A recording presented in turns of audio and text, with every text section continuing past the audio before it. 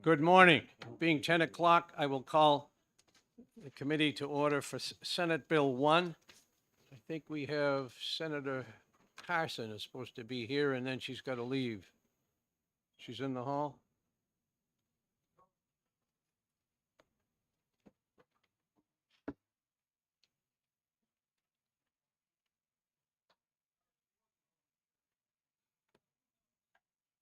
All right, we were gonna accommodate her first because she had to get back. The Senate is holding up. There she is. Senator Carson is recognized to introduce Senate Bill 1. Good morning, Senator.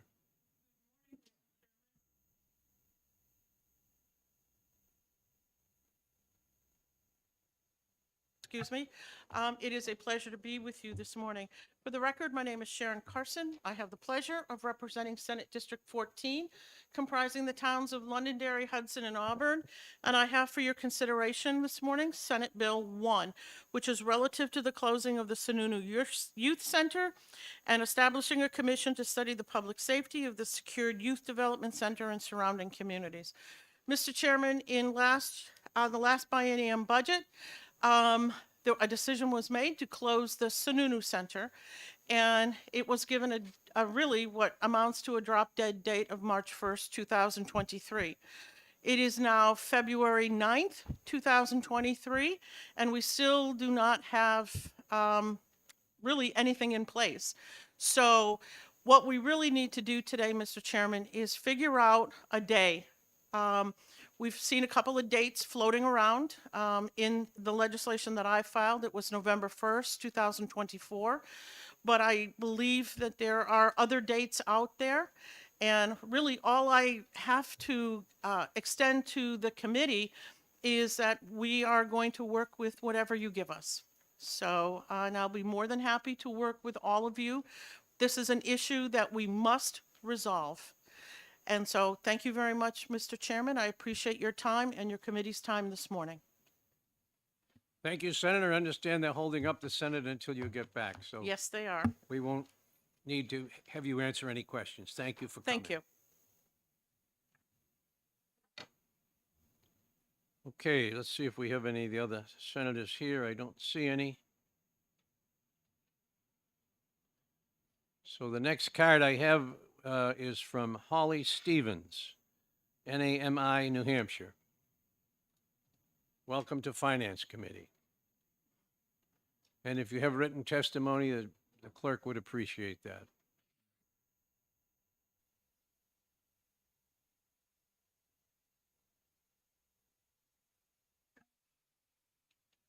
Good morning, Chairman Weiler, members of the committee. The written testimony is coming around, and there are enough copies for the clerk to take one for the file as well as one for himself.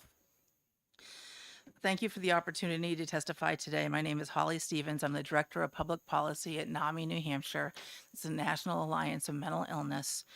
NAMI, New Hampshire is a nonprofit grassroots organization whose mission is to improve the lives of individuals affected by mental illness and suicide through education, advocacy, and support. I'm here today to speak in favor of Senate Bill 1 as amended by the Senate as it came over to you. Many children in the juvenile justice system, I know you've heard a lot of testimony on this in News Center, so I'll keep this brief for you this morning. Many children in the juvenile justice system are there inappropriately as a result of mental health needs. And the majority of children in the juvenile justice system have a diagnosable mental illness. That is the reason that NAMI New Hampshire has a strong interest in this bill. Earlier this week, I was able to listen in on Division 3 as they discussed other Sununu Center bills. And I just want to bring forward, as a result of listening to those discussions, that if this committee does opt to delay the closure of the Sununu Center, which is, Senate Bill 1 kicks the can down the road a few months, but really, looks at getting the new building up and running as quickly as possible. And I know that there are discussions about maybe delaying that even further. If this committee does opt to look at delaying it for a couple of years, NAMI New Hampshire strongly urges the committee to look at the provision of Senate Bill 1 that starts the services, the trauma-informed care, and the mental health services for these kids to get those started in the existing facility as soon as possible. It's something that's been lacking in that facility, and it's something that's really in need. Senate Bill 1 is a comprehensive package, and so we would prefer to see this bill go forward as is. But again, if this committee has other plans, just urge you to really consider getting those services into place. I'm happy to answer any questions. And that's the end of my testimony. Thank you. Questions from the committee members for Ms. Stevens? Representative Edwards. Thank you, Mr. Chair. Since Senator Carson brought it up and it's being brought up by NAMI, the Senate Bill 1 on the closure date has language that leaves it dependent upon the transfer of the residents out of there. It's on line 2 of page 2 to line 5. It reads, the SYSC shall immediately be closed for detention or admission of any child when the secured treatment facility authorized by this chapter is sufficiently completed that children can be legally and safely housed there.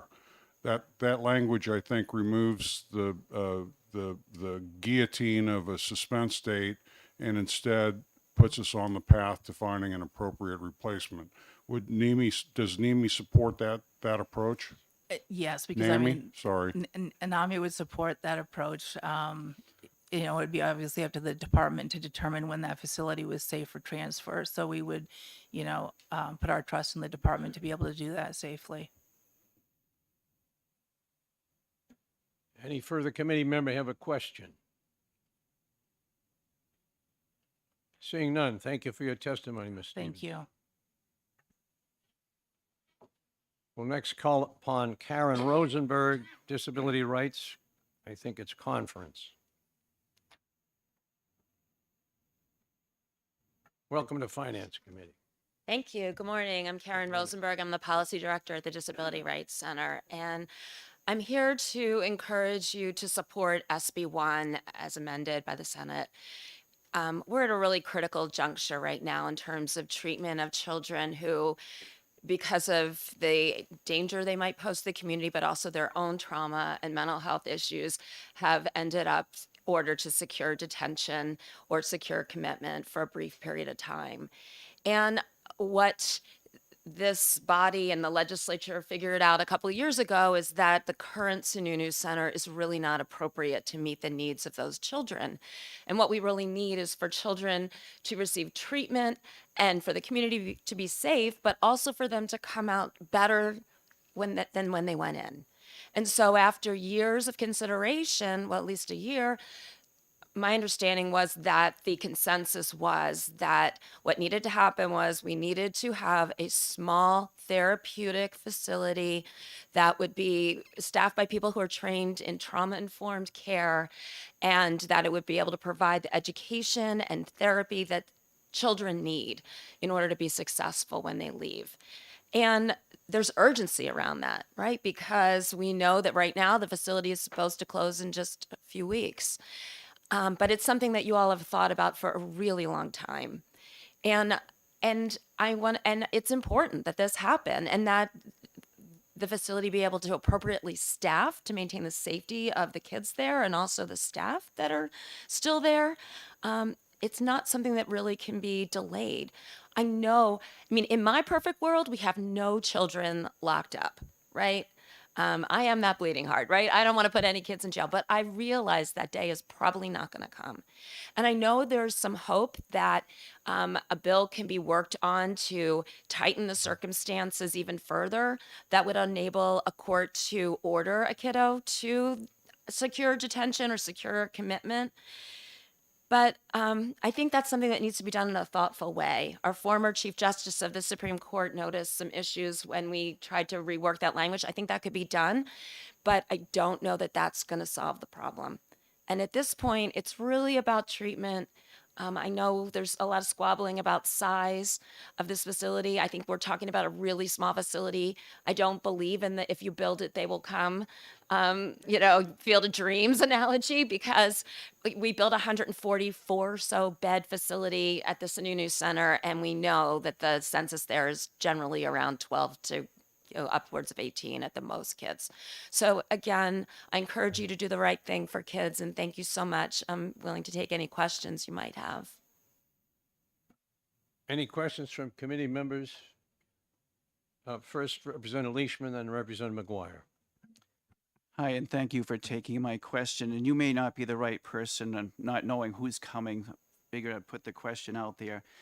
So in the amendment on page 4, on line 3, it says that in no event the new secure youth development center or facility exceeds $15 million.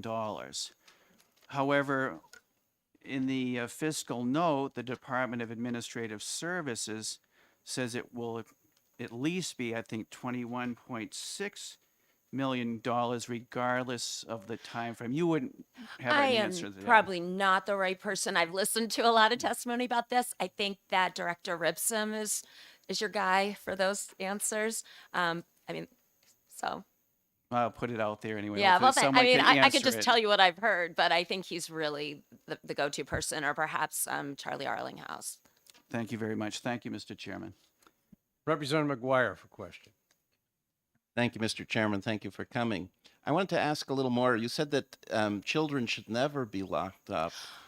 Oh no! In my perfect world, children would never need to be locked up. Sorry. May I continue? Yeah. So I would assume that a number of these children, and the definition of children is being under 18, yes, have committed murder. And so is it makes sense that if you commit murder under 18, no lockup? If you commit murder over 18, life in prison or something like that? That doesn't. Like I said, I mean, that's, we're not going to have my ideal world, right? Where no one commits terrible crimes and no one needs to be locked up. But certainly, I don't dispute where you're going with this. If someone commits murder and they're dangerous, they're going to be necessarily removed from society because they're dangerous, right? But in the meantime, they are children. They need to have educational opportunities and, opportunities to live their lives. I mean, it may not be the life that their parents or they would have envisioned for themselves, but we want to make sure that we're treating them appropriately as children. And committee members, I have the Director Ribson here. I'm saving him for last, kind of the cleanup guy on all this testimony, so that he can answer the detailed questions. So if some of those things you can save for them. Representative Hall, you have a question for I Ms. do. Rosenberg. I do. You as the chair, right? And maybe Director Ripsum is the right person to ask this of. Can we find a list of the crimes that those that are being detained right now have committed? Just generically? Perhaps the director will be able to furnish that. Representative Murray. Thank you, Mr. Chair. Following up with Representative McGuire, I had a sort of a similar question, but I'd like, since you're from NAMI, to go a little bit further. Disability rights. Center. Disability rights. Thank you for correcting me. In your perfect world, or what is your vision for dealing with students who have some mental health issues, dealing with mental health issues, and have committed a violent crime? What do you see as the best way of treating The these best people? way would be to help those children, who most of them will be returning to the community, right? So it's to give them the skills that they need to be able to manage their emotions and behaviors. And a lot of these students, and I think you'll hear this from Director Ripsum, have experienced their own trauma or abuse as young children. And what needs to happen is we need to break that cycle. And by implementing evidence-based therapies, making sure they get their education that they need. A lot of these kids have IEPs, so they may not have really strong reading skills. These are the kinds of things that we could start accomplishing with children in an appropriate facility so that they will earn their high school diplomas, learn those coping skills, and be able to manage their anxiety and anger maybe, but in a socially appropriate way. Any other member have any question? Seeing none. Thank you, Ms. Rosenberg. Thank you all. I'll next call on Cassandra Sanchez from the Office of the Child Advocate.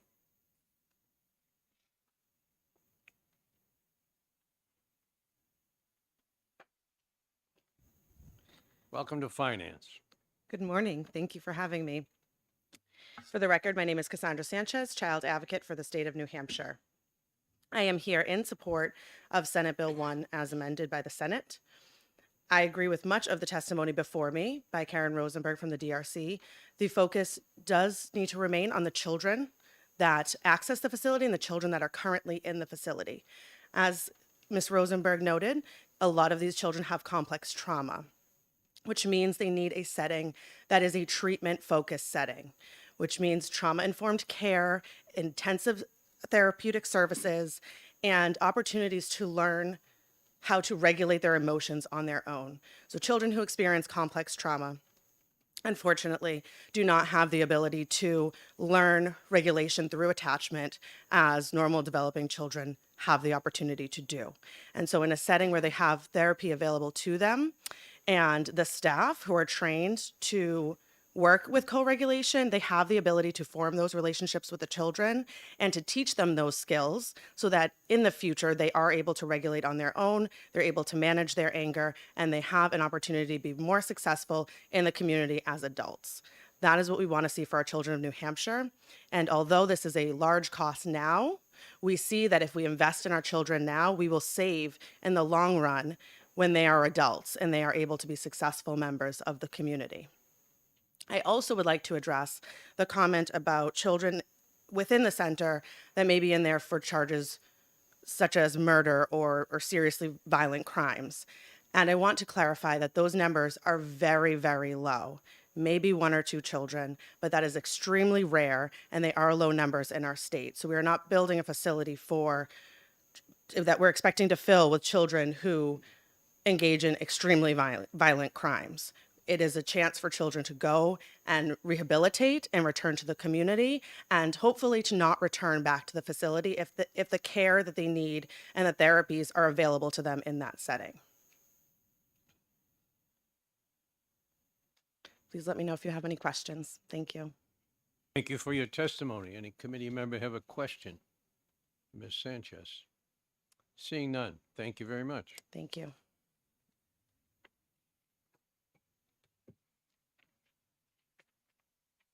All right, the next card I have, I guess the others that have wanted to speak have turned in their pink cards. I see some alumni here that might want to speak, but they haven't turned in a card. So I will next call on Director Joe Ribsum, Director of the Department of Children, Youth, and Family.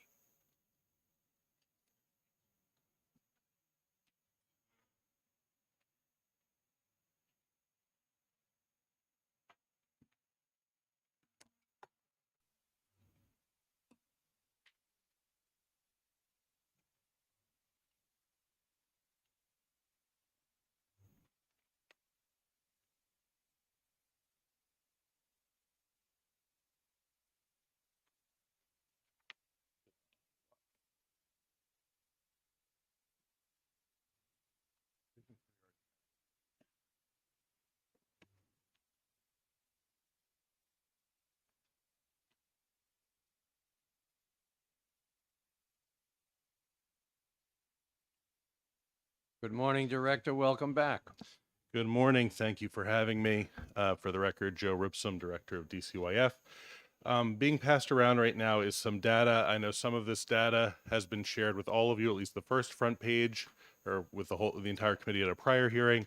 The next 2 pages is data that had only been previously shared with Division 3, so I thought it would be useful to share that here as well. Before I get into that, there's a few things that I'd like to talk about. One, we do fully support SB1. We think it's time for us to move forward from the history of what we've seen at SYSC. We think that SB1 sets forth an appropriate plan, both in terms of physical structure, security, also, though, programming, treatment, integration into the broader system of care that we've built for children into the state.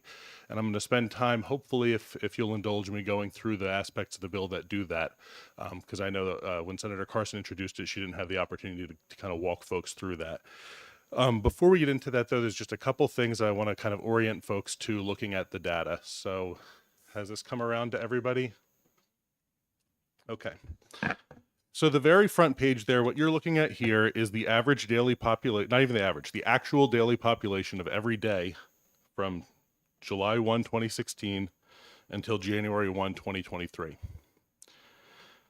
And you see that in 2016, which is shortly before I came here and, before we made a lot of big changes to the system, we were sometimes peaking up around 75 kids at the facility at a time. And you see that for really the past almost 3 years, since the early 2020, we've been kind of hovering in this, the average daily census has been 12, but it's kind of bounced around. The absolute bottom that we've gotten to was 5 kids, and that actually was only in November of this year. And the absolute peak was 18 kids, and that was actually only a few weeks ago. So the census can move rather dramatically, rather quickly.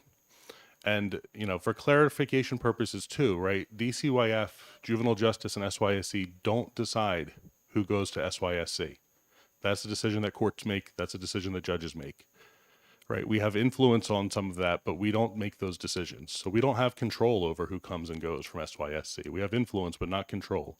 So from the extent that the idea is that somehow, we DCYF or we SYSC can limit the census ourselves, we really can't do that. What does that and what has done that successfully in the state are two different things. One, changing the laws about who gets in, and two, changing the system to better support kids so they don't need to come in. And pardon me, I'm fighting a cold. I don't have COVID. I've taken tests every day, but I am very dry.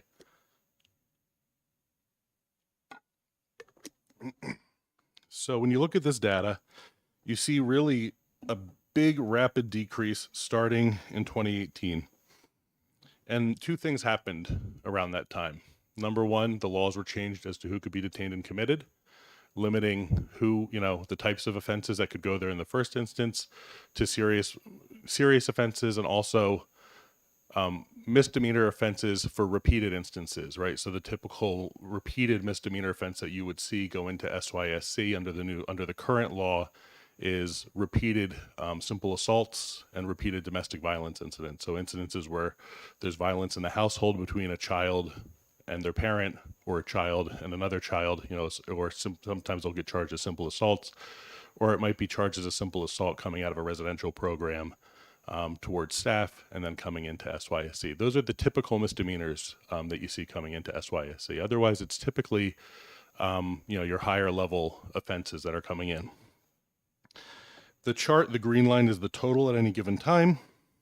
The orange line or the red line is the number of detained youth, and the purple line is the number of committed youth. Just to orient folks, detained means, for the most part, that you're pending adjudication. You're waiting for the court to determine whether or not the offense has been committed and whether or not you should be committed to the facility or some other disposition should be rendered. There are some other youth that fall into that category within our system. A regular detained youth that I just described will typically be there for maybe a matter of days or weeks at most.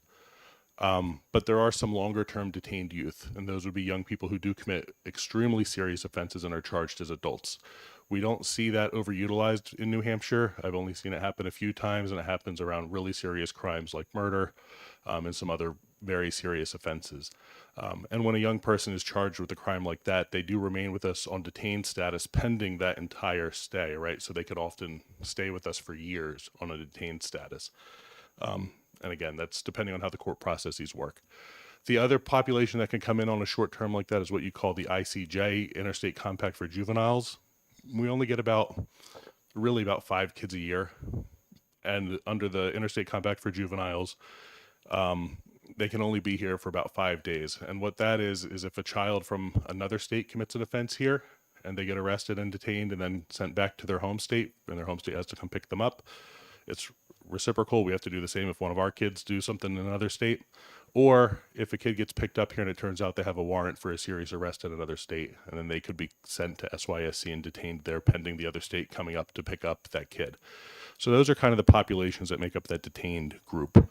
And then the committed group are the group that there's been an adjudication that they've committed a serious offense and the court believes that commitment at SYSC is the appropriate disposition.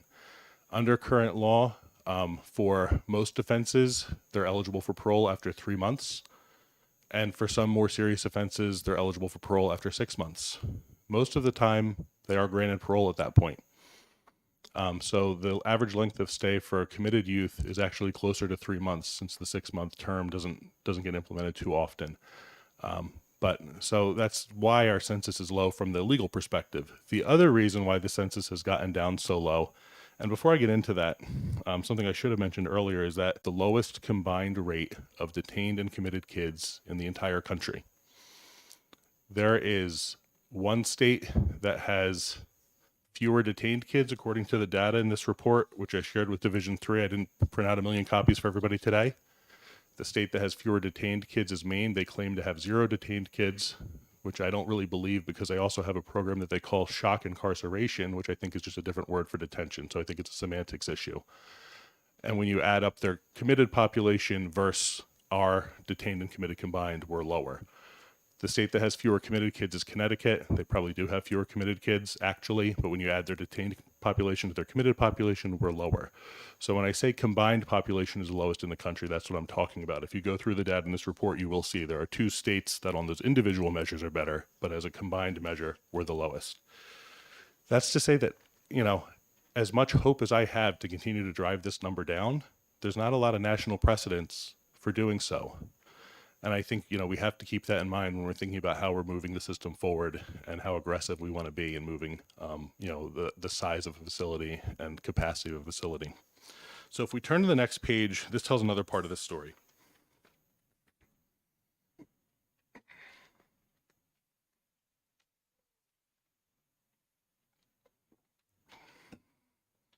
So this is the daily count of juvenile justice service youth involved in residential placement settings. Now, if the only thing that happened was the laws changed and we couldn't keep kids in a secured setting, I would anticipate that what you would see was those kids would move from a secured setting to a non-secured setting.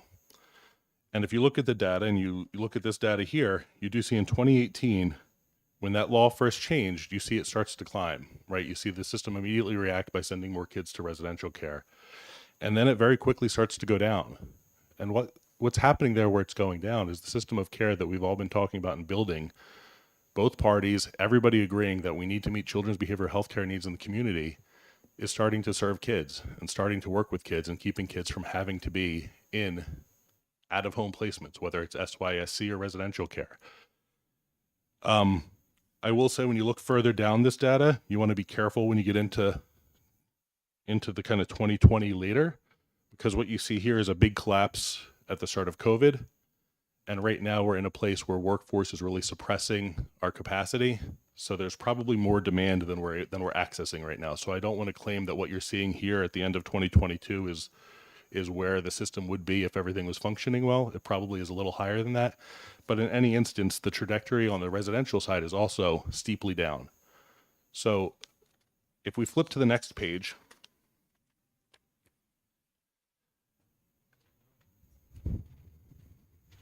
Representative Edwards wants to question something on you. sure.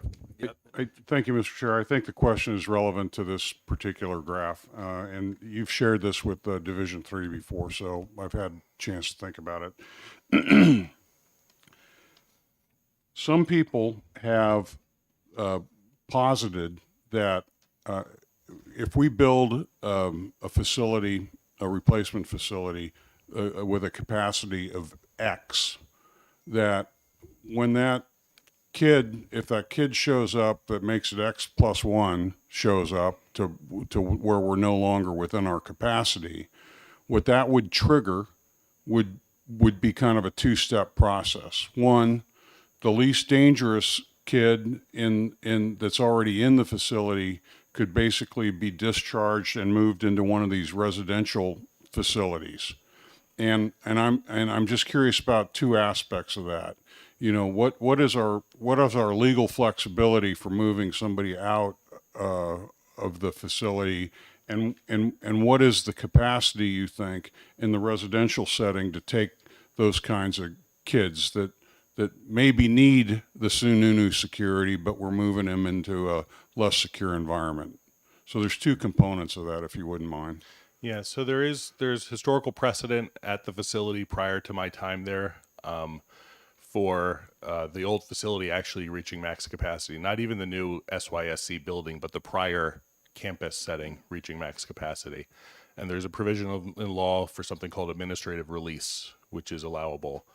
And that's utilized, and we still utilize that today, but not to manage capacity. What it's used for is when you have a kid who's actually clinically ready to step down, and you don't want to make them wait around for parole for that purpose. So you have them step down, and then clinically, they're assessed, they're managed, they're stepping down, they come back for parole, and parole will bless that decision at the time that the parole hearing is held. That's the process that was used historically when the facility reached capacity. That's a process that we currently only use for committed kids, not detained kids. Advice that I've gotten in the past was that process really is only authorized for committed kids, not detained kids. I have heard lawyers tell me that they think that's not accurate advice and that you could use it for detained kids. I want to be careful not to misstep on that and not to interpret that, right? But I have heard debate from lawyers on that issue. That being said, right, this is a process that's safely used when you've gone through an assessment and you've determined that a kid's clinically ready to step down, and we don't want to keep a kid locked up any longer than we have to, right? You'd hope not to use it just because you don't have space but there is a process for that. Now, on the second part of your question around the residential system, the residential system's undergone a massive redesign in the past few years. And I could talk for hours about this stuff. The way that we redesigned the system, the old system was a vendored system, right? Where we had a basic standards Medicaid rule. Providers could demonstrate that they're meeting that basic standards rule. We certified them as meeting that rule, and a rate was established for them. There was actually, in the budget bills for 10 years, up until a few years ago, there was actually language saying that a resident provider could not have their rate increased. So you had providers who had their rates struck 15 years ago who had their rates frozen for that whole period of time. And they were only required to kind of meet these minimum basic standard rules under Medicaid. To fix this, we decided to procure the whole system, put it out for a competitive bid, and then implement new standards and new requirements for those providers. So new standards around clinical ratios, the types of care that's provided, creating different levels of care, different levels of intensity depending on the needs of the kids. Something called 6 core strategies to reduce restraint and seclusion, which is a model that I used back when I was in New Jersey to help reduce the use of restraint and seclusion in facilities, requiring them all to become accredited agencies, a host of other things that I'm not remembering right now. But we put the whole system out to bid and then kind of redesigned the system around this structure and this idea of different levels of care. At the same time, we started something called the CAT assessment, the Comprehensive Assessment for Treatment, where you have an independent clinician come in and actually assess what the kid's needs are and tell us, where on these levels will this kid have their need met. Believe it or not, we never did anything like that before. People were using their professional judgment and trying to just do the best they could with the system we had, right? And it was a bit of a messy system, right? Because you had all these providers meeting minimum basic standard rules, providing the type of care that they wanted, serving only who they wanted to serve, and staff just doing their best to try to manage within that. So there's now some structure around all of this that's starting to work and starting to transform that system. So we have contract capacity, which is plenty adequate, but we do not have actual capacity that's adequate at this moment, and that's because of the workforce issues. So right now, at this exact moment, the residential system, and that's why I said I'd be careful interpreting the data in these later years as being kind of the ceiling, because there's kind of an artificial cap on capacity because there's not enough workforce. So a lot of these facilities have units that are closed down and beds that are not open because they can't hire enough people to fill the beds. That's one of the key things contributing to the ED, wait list and all those types of things, or the Hampstead wait list too, is kids getting backed up waiting for these types of programs. So the answer is, structurally, for a committed kid, there is a process for that. The system itself at this exact moment probably can't handle it if the workforce issues are someday resolved. for, there's a little more flexibility and hope to be able to do that.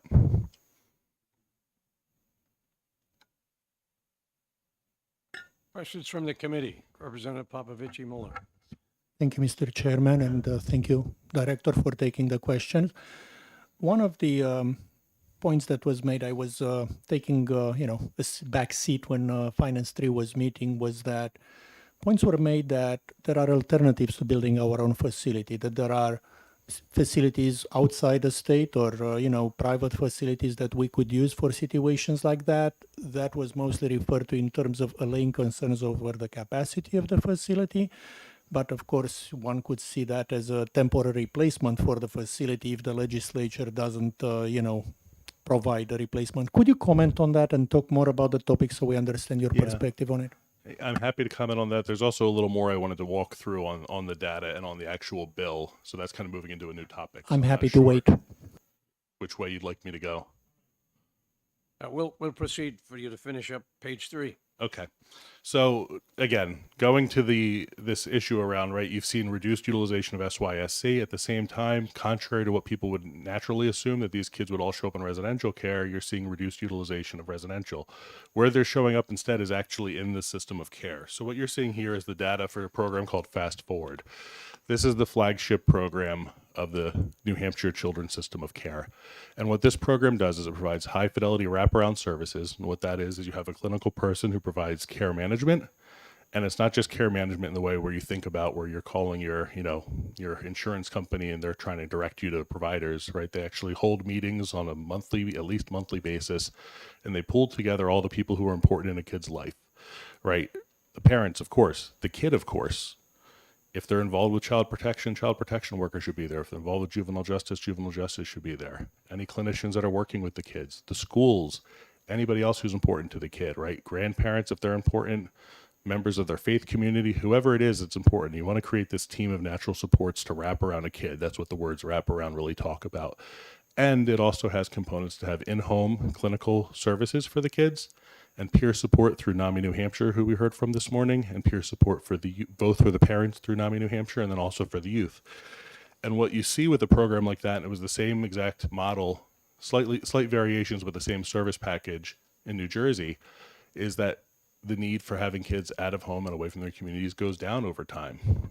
And when it really gets exciting is when you start getting to these kids when they're 8, 9, 10, and they never become these 16, 17-year-olds who end up going to places like SYSC at all, right? So what we're seeing here today is, one, the system of care is already removing pressure from the juvenile justice system. And I would say that in the future, you would expect it to remove more pressure from the juvenile justice system. That being said, the idea that, that I'm ready to bank on or commit to the idea that a much smaller facility than 18 is something that we could, than an 18 capacity with the idea that you're serving 12 kids, is something that I do get nervous about, given that there is not a state in the country that's proven that that's possible yet.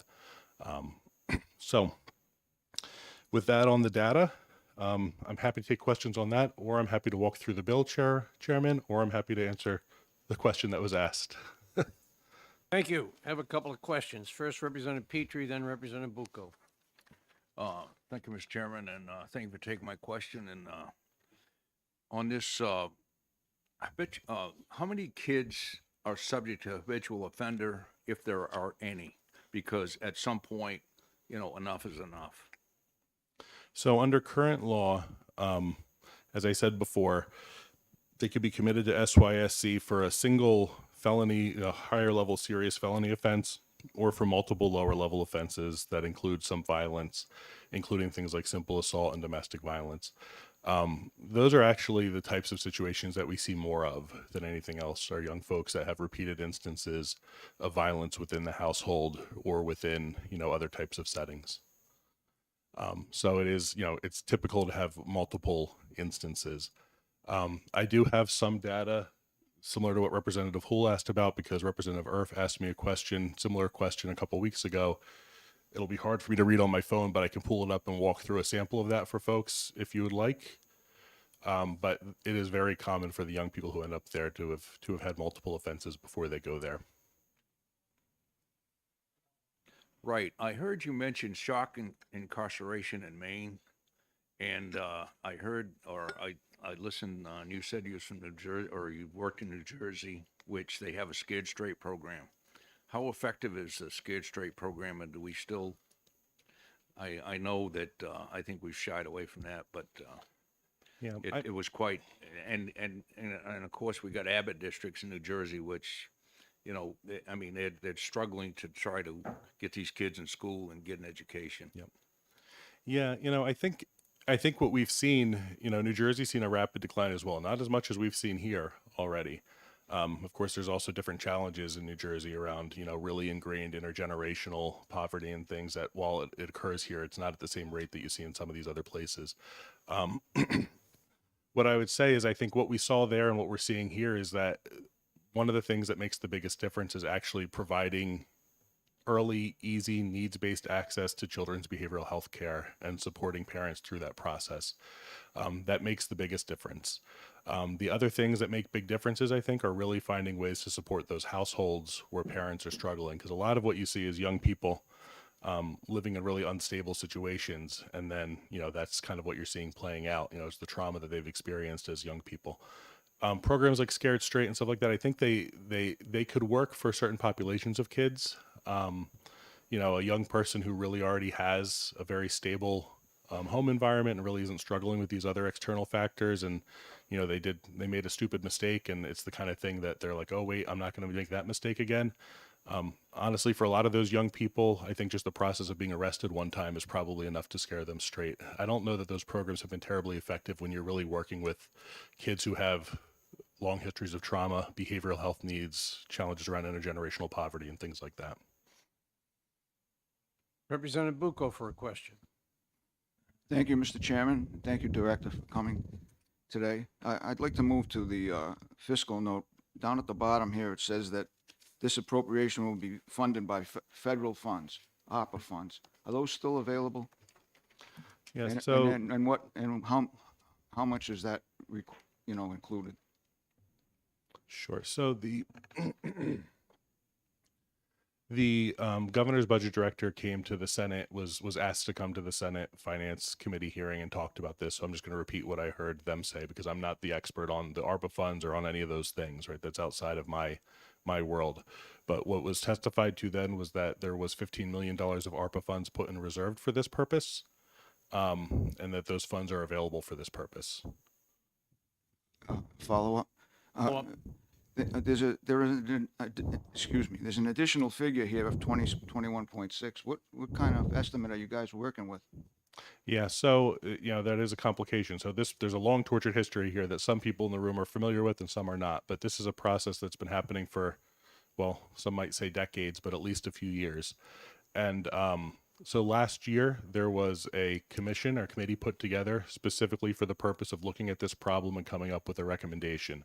The only remaining member of that committee in the legislature is sitting down from you, Representative Edwards. The other 4 members are no longer in the legislature anymore, and that was last fall, or fall before last, so about 18 months ago. At that time, the estimates for building the new facility were brought in by division or department. So the net difference there, is probably represented by that. Although again, the fiscal note was completed by Department of Administrative Services, Division of Public Works, and they would be the experts on that. Thank you. Representative Edwards. Thank you, Mr. Chair. This is sort of a follow-up to the previous question. As I heard you, we've got this administrative release process for, we know it's for kids that are committed, and if they have achieved sort of a clinical readiness, then they may qualify for the administrative relief or release, and they go through a judicial review and parole process.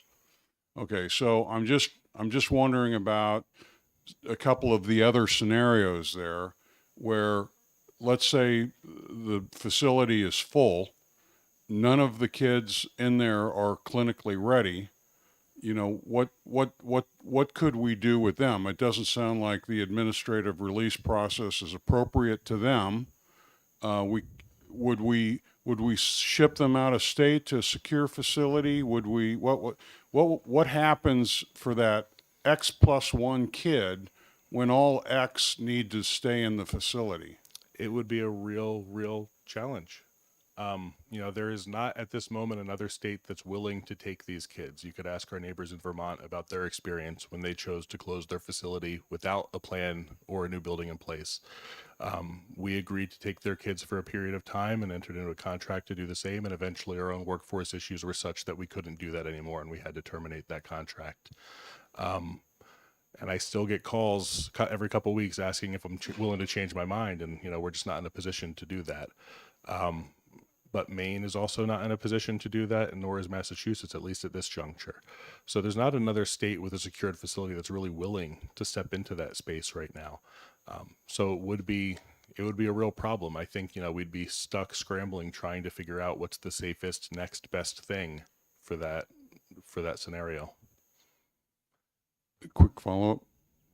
But what I'm hearing, I think, is that there is no standard operating procedure of how that would happen. That would in fact be a break glass situation where we've got a kid in need and we've got public safety issues with no pre-planned way of handling it, either legally or clinically. Yep. At this point, there's not a process for that scenario other than like I said, the administrative release process, which really is ideally used for kids who are clinically ready. It was, like I said, years ago, maybe a decade ago, used to manage capacity, but you have to remember a decade ago, they were housing kids there that were quite different than today, right? When they had well over 100 kids on that campus, that there were lots of kids there that frankly, by today's standards, had no business being there. Representative Sweeney has a question. Thank you, Mr. Chairman. Thank you for being here and taking our questions. So back to the fiscal note of $21.6 million for the design and construction of the new facility. For 18 beds, that's about $1.2 million per bed. Obviously, we've heard testimony about small therapeutic spaces for this facility. Can you sort of go into detail about what the vision is for the design elements, or how are we getting to $1.2 million per bed that we're constructing here? So if you actually look in the bill, section 2, Roman 3, it kind of goes through all the things that are expected to be in this building. And one of the things that, that I think was, even though I think SYSC as designed has a lot of flaws in terms of being really leaning too far correctional, not having the therapeutic components that we need, one thing that it did do was it actually was a fully secured building, which was not the case of the old campus, right? The old campus prior were not all secured buildings. There was lots of issues around youth absconding and all types of, things happening in the community. And at this point, right, the concentrated population of youth that are there, I think you do want to have a fully architecturally secured building. And to manage that, you really have to have your building be kind of self-sufficient, self-contained. So a lot of the components, it's not just about 18 bedrooms, not like a house with 18 bedrooms, but it's kind of all the components that you'd have to imagine that a young person needs access to have to be built into that. So that's kind of why that inflates, that number grows. But if you look through Roman 3 on page 2, right, A talks about the design being therapeutic, trauma-reformed, home-like interior and exterior to the maximum extent practicable. Talks about setting it up in a way that there's staff visibility to ensure safety. So you're not talking about multiple floors and kids all over the place, but rather lots of glass, lots of ability for staff to see what's happening to be able to respond. You're talking about having space for medical needs to be met for kids. Physical and behavioral health care needs to be met. So physical, you're really talking about both indoor and outdoor recreational space. These kids need opportunities for large muscle movement. And we're living in New Hampshire. We can't really count on outdoor large muscle movement all year round. Adequate space for educational needs. So we're not talking about a big, massive school, but you need some classroom space, some computer space for educational needs to be met. Nutritional needs. Now, the current facility has a big commercial kitchen. If we were, say, to co-locate this facility near another facility where we could get the food brought over, we wouldn't need to build a commercial kitchen, so that would end up being some savings. I think the current fiscal note is anticipating we would build a full commercial kitchen because that's what the current facility has. That being said, we would still need a cafeteria space, right, for the kids to have their food, but we wouldn't need the full commercial kitchen. Things around, being architecturally secure, equipped with video surveillance, but really that kind of sets forth the different components. But I think what's really critical here is just the idea that you kind of have to build everything in one space, in one secured space that a kid would need, unlike, in the real world where where we have people coming and going to get their needs met in all different places. One follow-up? Follow-up? Thank you, Mr. Chairman. Thank you for detailing that.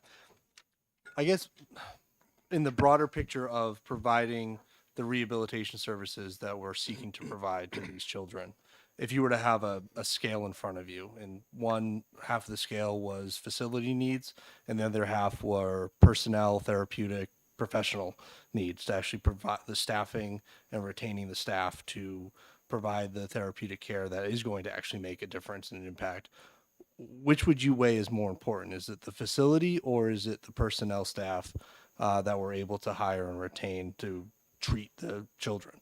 Yeah, I mean, honestly, I think it's really both, and that a well-designed facility complements the latter, right? And that's again something that the current facility doesn't do.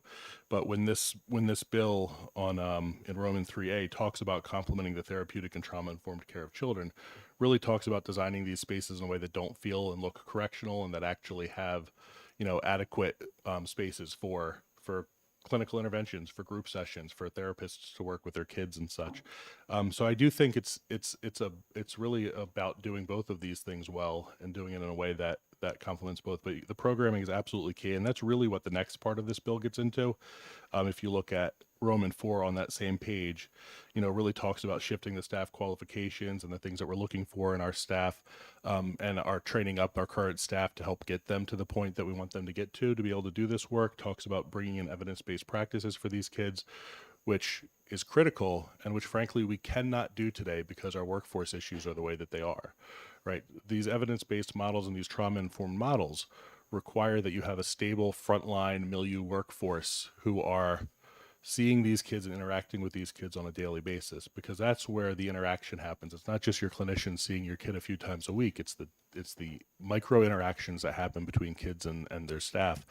And right now we're in a place where we have so few full-time staff because of one, the fear of this building closing in 3 weeks, and two, some challenges around salary, which I'm hopeful are going to be addressed through the collective bargaining process that's happening right now. That it's just not possible to implement those programs. And I think getting to the other side of this bill and having a vision for the future is going to help us get to the point of being able to do those programs with the kids.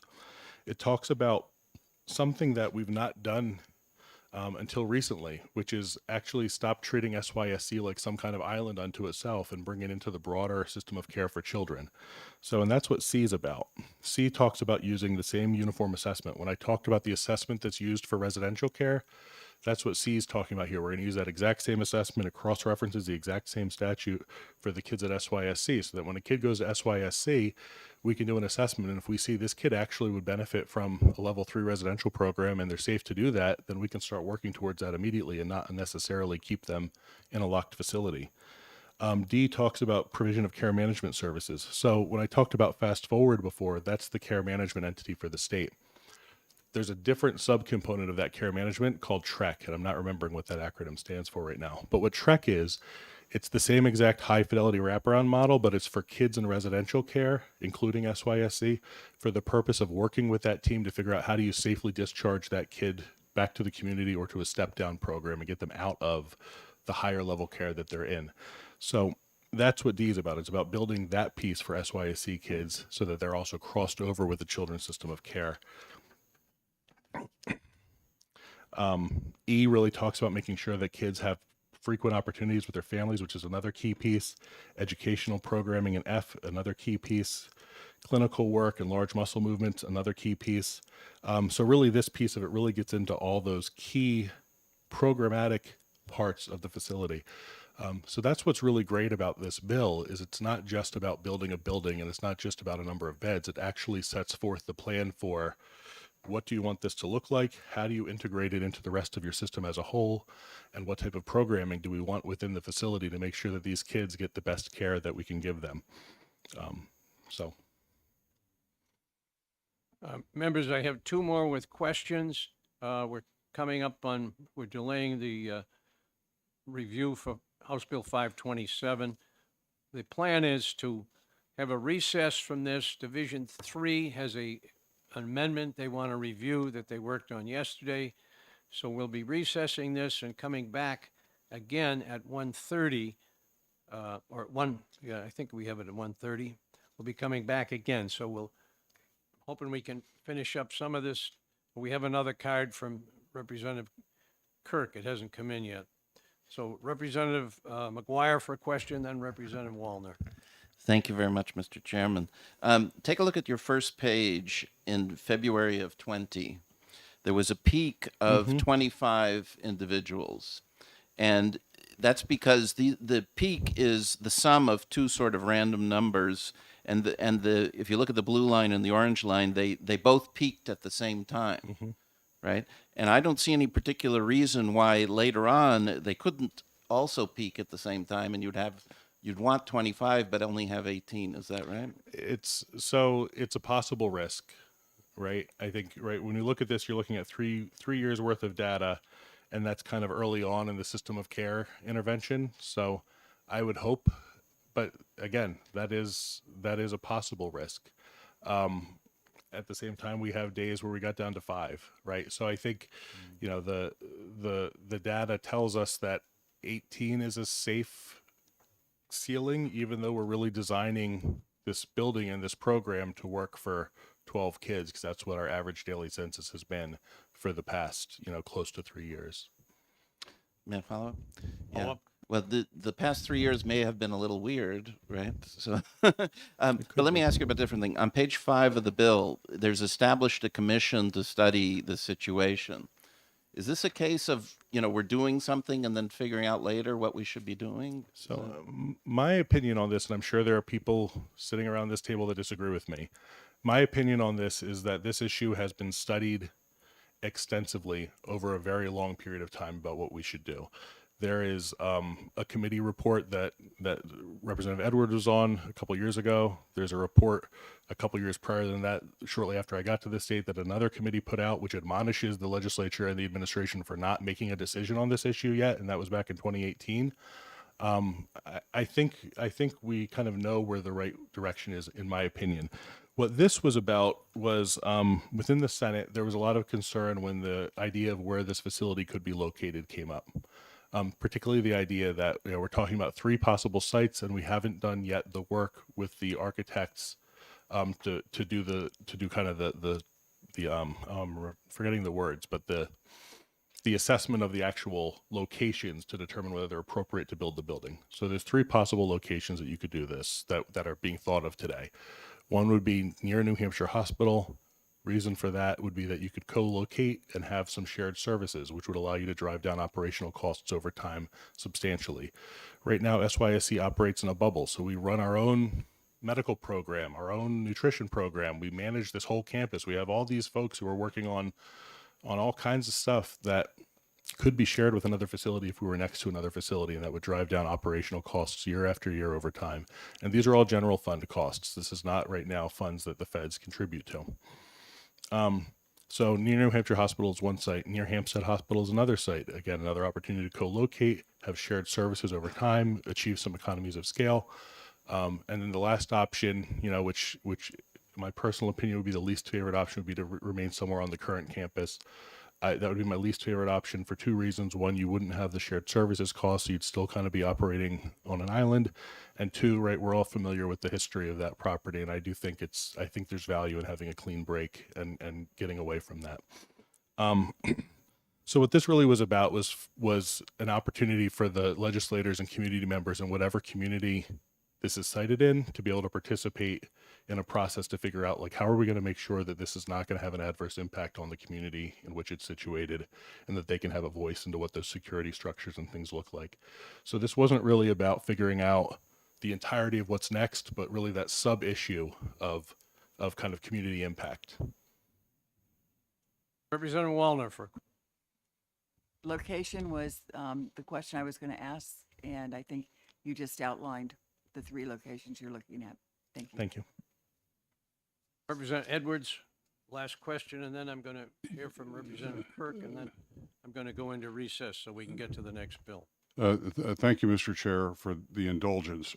On the question about the purpose of the commission, is it right that the last few things that you said are really the major points of this commission? That this commission doesn't have any decision-making authority. Its authority is limited to writing a report and proposing legislation, and that its key function is to begin the conversations in a deep level with each of the potential affected communities.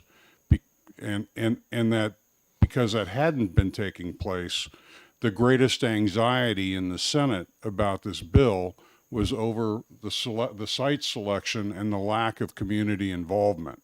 So wasn't it in fact the purpose of this commission to deal with the socialization issue of how we pick a site and what we do to respect our responsibilities to that location? Yes, yeah, that's accurate. Thank you for that.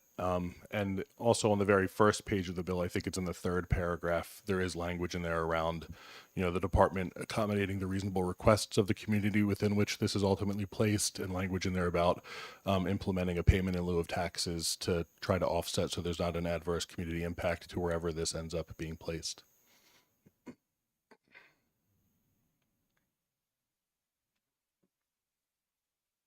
Thank you. Representative Kirk is recognized to speak.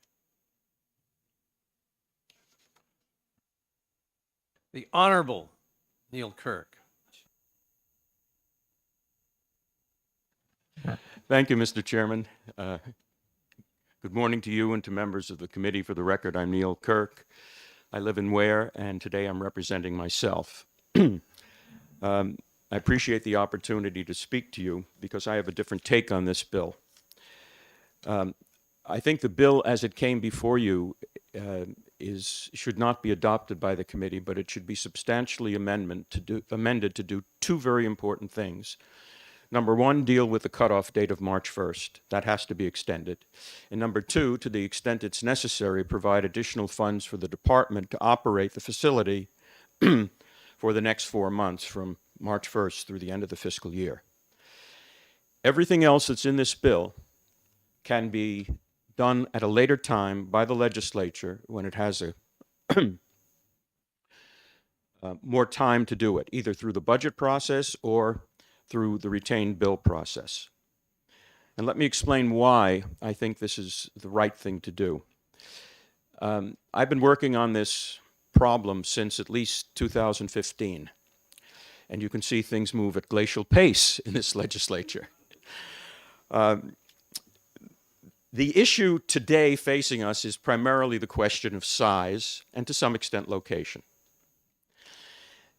The bill before you is the Senate version of the solution to this problem. The House version to the solution to this problem, which went through a number of iterations and collapsed in a conference committee last year, has a very different take. Children and Family Law wanted a 6-bed facility with a whole variety of changes to the kinds of children who could be either detained or committed to Sununu. And that's been their position for a number of years. 3 or 4 times this has happened. So what you see before you is an effort by the Senate to do what they were unable to do in conference committee during the last budget.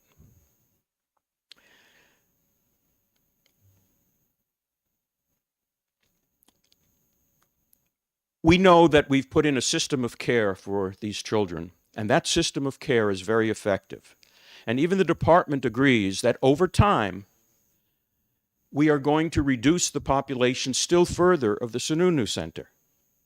We don't know exactly how low it will go, and we don't know when it will occur, but it will occur because the system of care is dealing with the younger children now so that they will not become eligible for Sununu. They will not be engaged in the kinds of activities for which the Sununu Center is an appropriate place.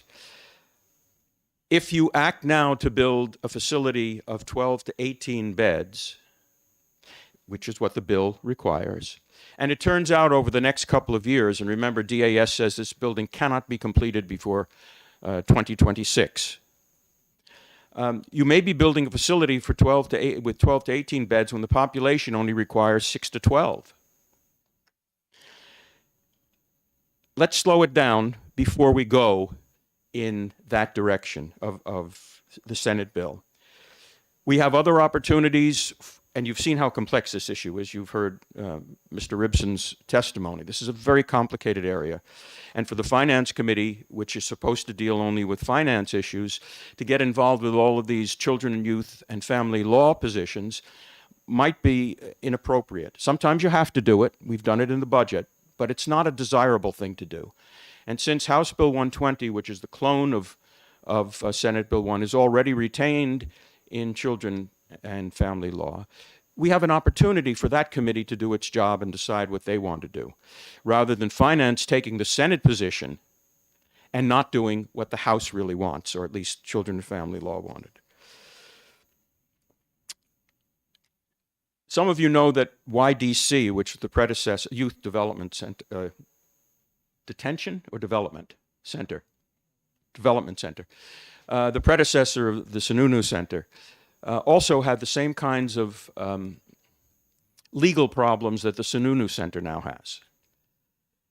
One of the questions that I think both Children and Family Law and this committee should ask is whether or not we want to create a mini Sununu Center, which might have the same problems because it might carry over the same culture. And what is the definition of insanity? Doing the same thing again and expecting a different result. So let me conclude by asking the committee to change this bill to deal with the immediate problem, extend the date or eliminate the date, and put in some funding if necessary, and leave the rest of the issues to the Children and Family Law Committee and or the budget, depending upon what the circumstances are. But this committee, I don't think, should abandon the House position in the face of a Senate bill. Thank you, Mr. Chairman. I'd be pleased to answer any questions if there are any. I hope there's only one. Representative Leishman. Thank you very much, Mr. Chairman. Nice to see the former chair of the Finance Committee. You were probably sitting on finance at the time or were in the House when the Sununu Center was built, and I know a substantial amount of federal funds were used to build that facility. Do you know where that would stand? Would we get a federal clawback if we close that facility, or are those funds given free and there is no potential for a clawback? I personally don't know, because at the time that I was in the House, there was going to be a clawback. But I attended a work session of Division 3 a few days ago, well, last week, and Mr. Ribson at that time indicated that there had been a change in the federal regulation, so as a practical matter, there would be no clawback at all. But I think you need to verify that with Mr. Ribson. Thank you very much. Thanks, Mr. Chairman. I hope this is a short question, Representative Hall. It is. Thank you. Would you please summarize your comments in a letter to the committee for written testimony? I'll do my best, but your time frame makes that rather difficult. Understand. Maybe we can have it added to the folder. Thank you. Yeah.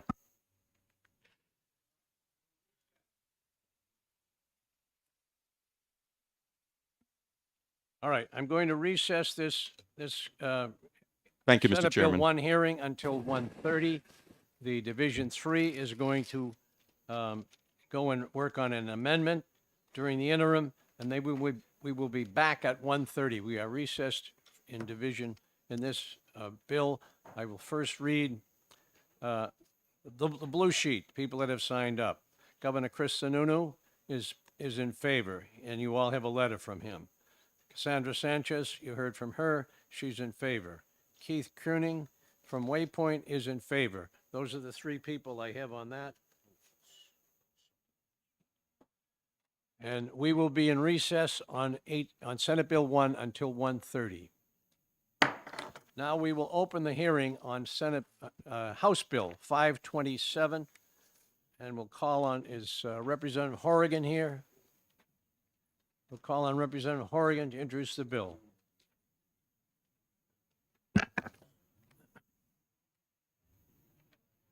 Good morning. Thank you, Mr. Chairman.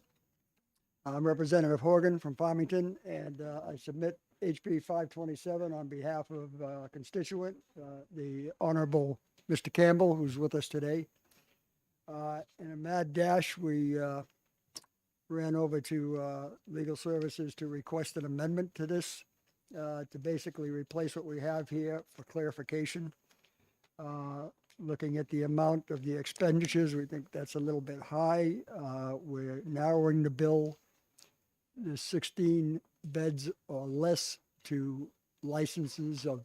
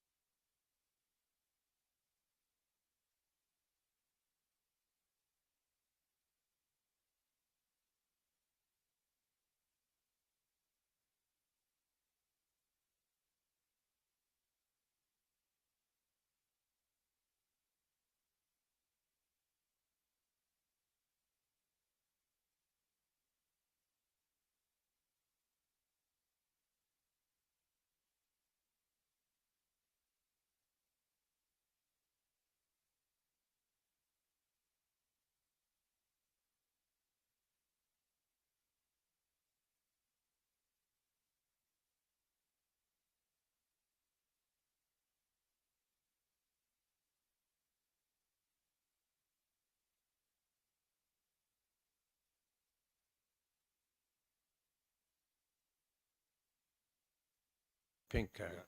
He's got it. Thank you.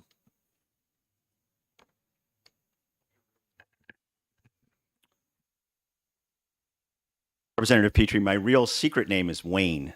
It's Wayne Packy Campbell. So now the secret is out. But I had the opportunity to serve in the New Hampshire legislature with the chairman Weiler, and we had a Been lot so of fun. long, I don't recognize you. I do recognize you, and it was 20 years ago, and you haven't changed a bit. Congratulations. I'm trying to follow my mother's lead. She looked the same at 100 as she did at 70. I won't ask whether you were 70 then or 70 now. In between. I got to get this button thing down. Hit it once. I'm good. Okay, so my name is Wayne Packy Campbell, and my sister Ann and I started a assisted living facility. And I think that's the first thing that we'll explain is it's licensed. That's a 504 license, and we have a copy of that license. So when I asked Representative Horgan and Representative Petrie if they would sponsor this legislation, we put in assisted living facility up to 16 beds. And that has a very important import. That means an 804 license. In the methodology from Health and Human Services, I think there was a little miscommunication in that they included all licensed facilities. And that was not the intent of the legislation. So as a former legislator, I agree that there's some clarity that's perhaps warranted. And that would be that instead of saying an assisted living facility up to 16 beds, we would just say assisted living facility with an 804 residential care license. And what that does is really narrow the scope of what we're talking about today. And I don't mean to put Health and Human Services on the spot, and I wish I had let them know ahead of time. But I would hope that in Division 3 or later, when you look at that amendment, they could give you an updated fiscal note that would address the limited number of beds in the state of New Hampshire. And quite honestly, I don't know how many there are, but I know that the 805 license, which is more of a continuum of care license, more nursing care, a higher level of in-room services, for lack of a better term, it's different. But nonetheless, an 804 facility, as an assisted living facility, as a residential care facility, provides even more services, in my opinion, than an 805. And what I mean is, and my sister will speak to this a little bit more, is they take you to the hairdresser. They take you to activities. You're getting assistance with your living. You're getting med management. So all the staff are med certified. You have one RN instead of necessarily RNs going in and giving the service at the same time. But you really have, in my opinion, a higher level of service. So again, the 804 clarification is important because one of the notes in the fiscal note is that, oh, we don't know how to pay different rates to different facilities. When in fact, when you look at the fiscal note, they pay $58 a night for some facilities, 804s, and they pay $95 a night, I'm assuming, for 805s or other facilities. So there is a precedent that you would pay facilities at different rates. And I'm asking you to do that for a couple of reasons. One, I'm partners with my 3 sisters. So anybody who votes against this, they're voting against my sisters. That's not a good idea. So, so when we opened this facility, it was right when COVID hit. It took over a year to get the approval. And I will tell you, there was a substantial amount of confusion on the requirements. And just for a visual aid, Mr. Chairman, in this packet, you have 804 license administrative rules, different than 805 license administrative rules. Definitionally, they're very similar. Requirements are very similar. Just to give you one example, 805 is NFP 101, where 804 is a different fire life safety code, a little bit less. So there's lots of little nuances like that. I don't want to get into it. I just want to make the point that they are different levels of, almost like a private school versus a public school, just a different set of rules, but they're both licensed schools. Different set of rules. They're both licensed care facilities. One is specifically an assisted living facility, and that's what this bill is about. That right now, for a small facility to exist in New Hampshire, if you get paid the Medicare rate, it's just not enough because you don't know what you're going to get in matching Social Security funds or matching funds from their retirement if they had one. And this bill not only will help this very limited number of facilities, but I want to point out it's really going to help patients in the facility. If you end up, and I look around this room, no reference to the earlier comments, but if you're nearing that time frame where you might be in an assisted living facility, you might want to support this bill, because what this bill would do is, if you're not quite out of, you're still driving, maybe you can still self-shower. There's rules that you have to be able to do to be in one of these facilities. So if you're in that situation, you can only keep $72 a month. So if it costs $4,500 a month to be in one of these facilities, one of the cheapest rates in the state, and your Social Security is only $700, that's not going to even be the average. It's not going to get you to $4,500. It's not even going to get you close with the current rate of $59 a month. Matter of fact, if you increase the rate to $115 a day, it only gets you to $3,200 from the Medicare reimbursement rate. And then you're still going to probably have to pay, on average, it's about $800. And when they accept a client, they don't get to know what their Social Security is. They don't get to know what their retirement money may or may not be. So here they have these people in desperate need that a lot of times are homeless. This bill will address head on the elderly homelessness population in a very positive way by providing beds for these people that are high functioning enough that they can almost take care of themselves, but not quite. And when they're faced with the decision of moving into a facility and know that the only funds they're going to have available to them is $72 a month, that's a problem. So if you increase it to $115, someone who's making more than $1,000 a month in their retirement, or more than $1,000 a month in their Social Security, or whatever those different levels of income is, they'd be able to keep that money over the $1,000, not just the $72. So this bill is important not just for the facilities, but for this population. Try living on $72 a month. I'm happy that my mother is a client in this facility.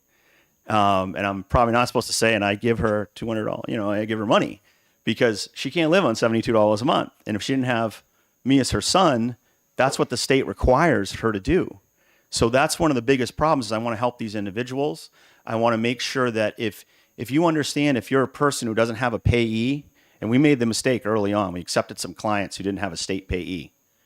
If you don't have a state payee and someone's getting $1,000 a month and they're being told they got to give you $918 of that money, good luck. I mean, desperate people do desperate things. So then all of a sudden, all we're getting is this reduced Medicare rate, and we have a 72-year-old borderline homeless person in our facility paying a third of the money they should be paying.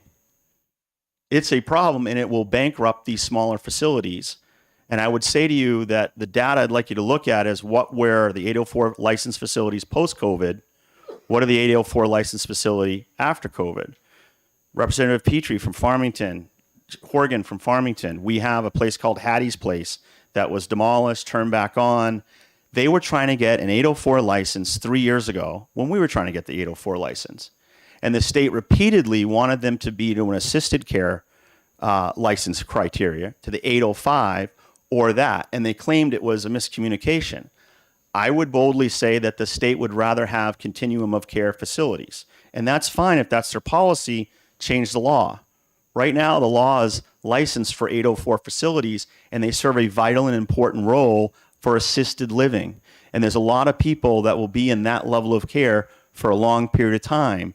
The public policy problem is when they transition to a nursing home, there's a transition that has to happen. That's a negative. I can't disagree with that. If you're in a facility that does every level of care, you can stay in that facility, but you're really not. You're moving to a different section or you move into a different thing. And my last point that I'll make is that this bill favors small businesses, entrepreneurs like us from New Hampshire. It supports the North Country. It supports entrepreneurs opening up small businesses.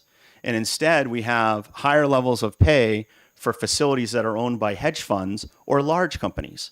And I think in New Hampshire, being a small state with a lot of small businesses being the backbone of our economy and our employment, whenever, and I know this is a fiscal committee, but whenever there's an opportunity to fiscally support small businesses, we should lean heavily in that direction because it's very important that we have more of these small businesses because I hope, as my sister will tell you briefly, I know I talk too much, I'm sorry, that we are able to provide a level of care that you're not going to get in a 100-bed facility. We're able to provide a level of care that it's her, my sister Elaine in the kitchen, my sister Sharon, who's an RN, and my mom doing activities while she's living there.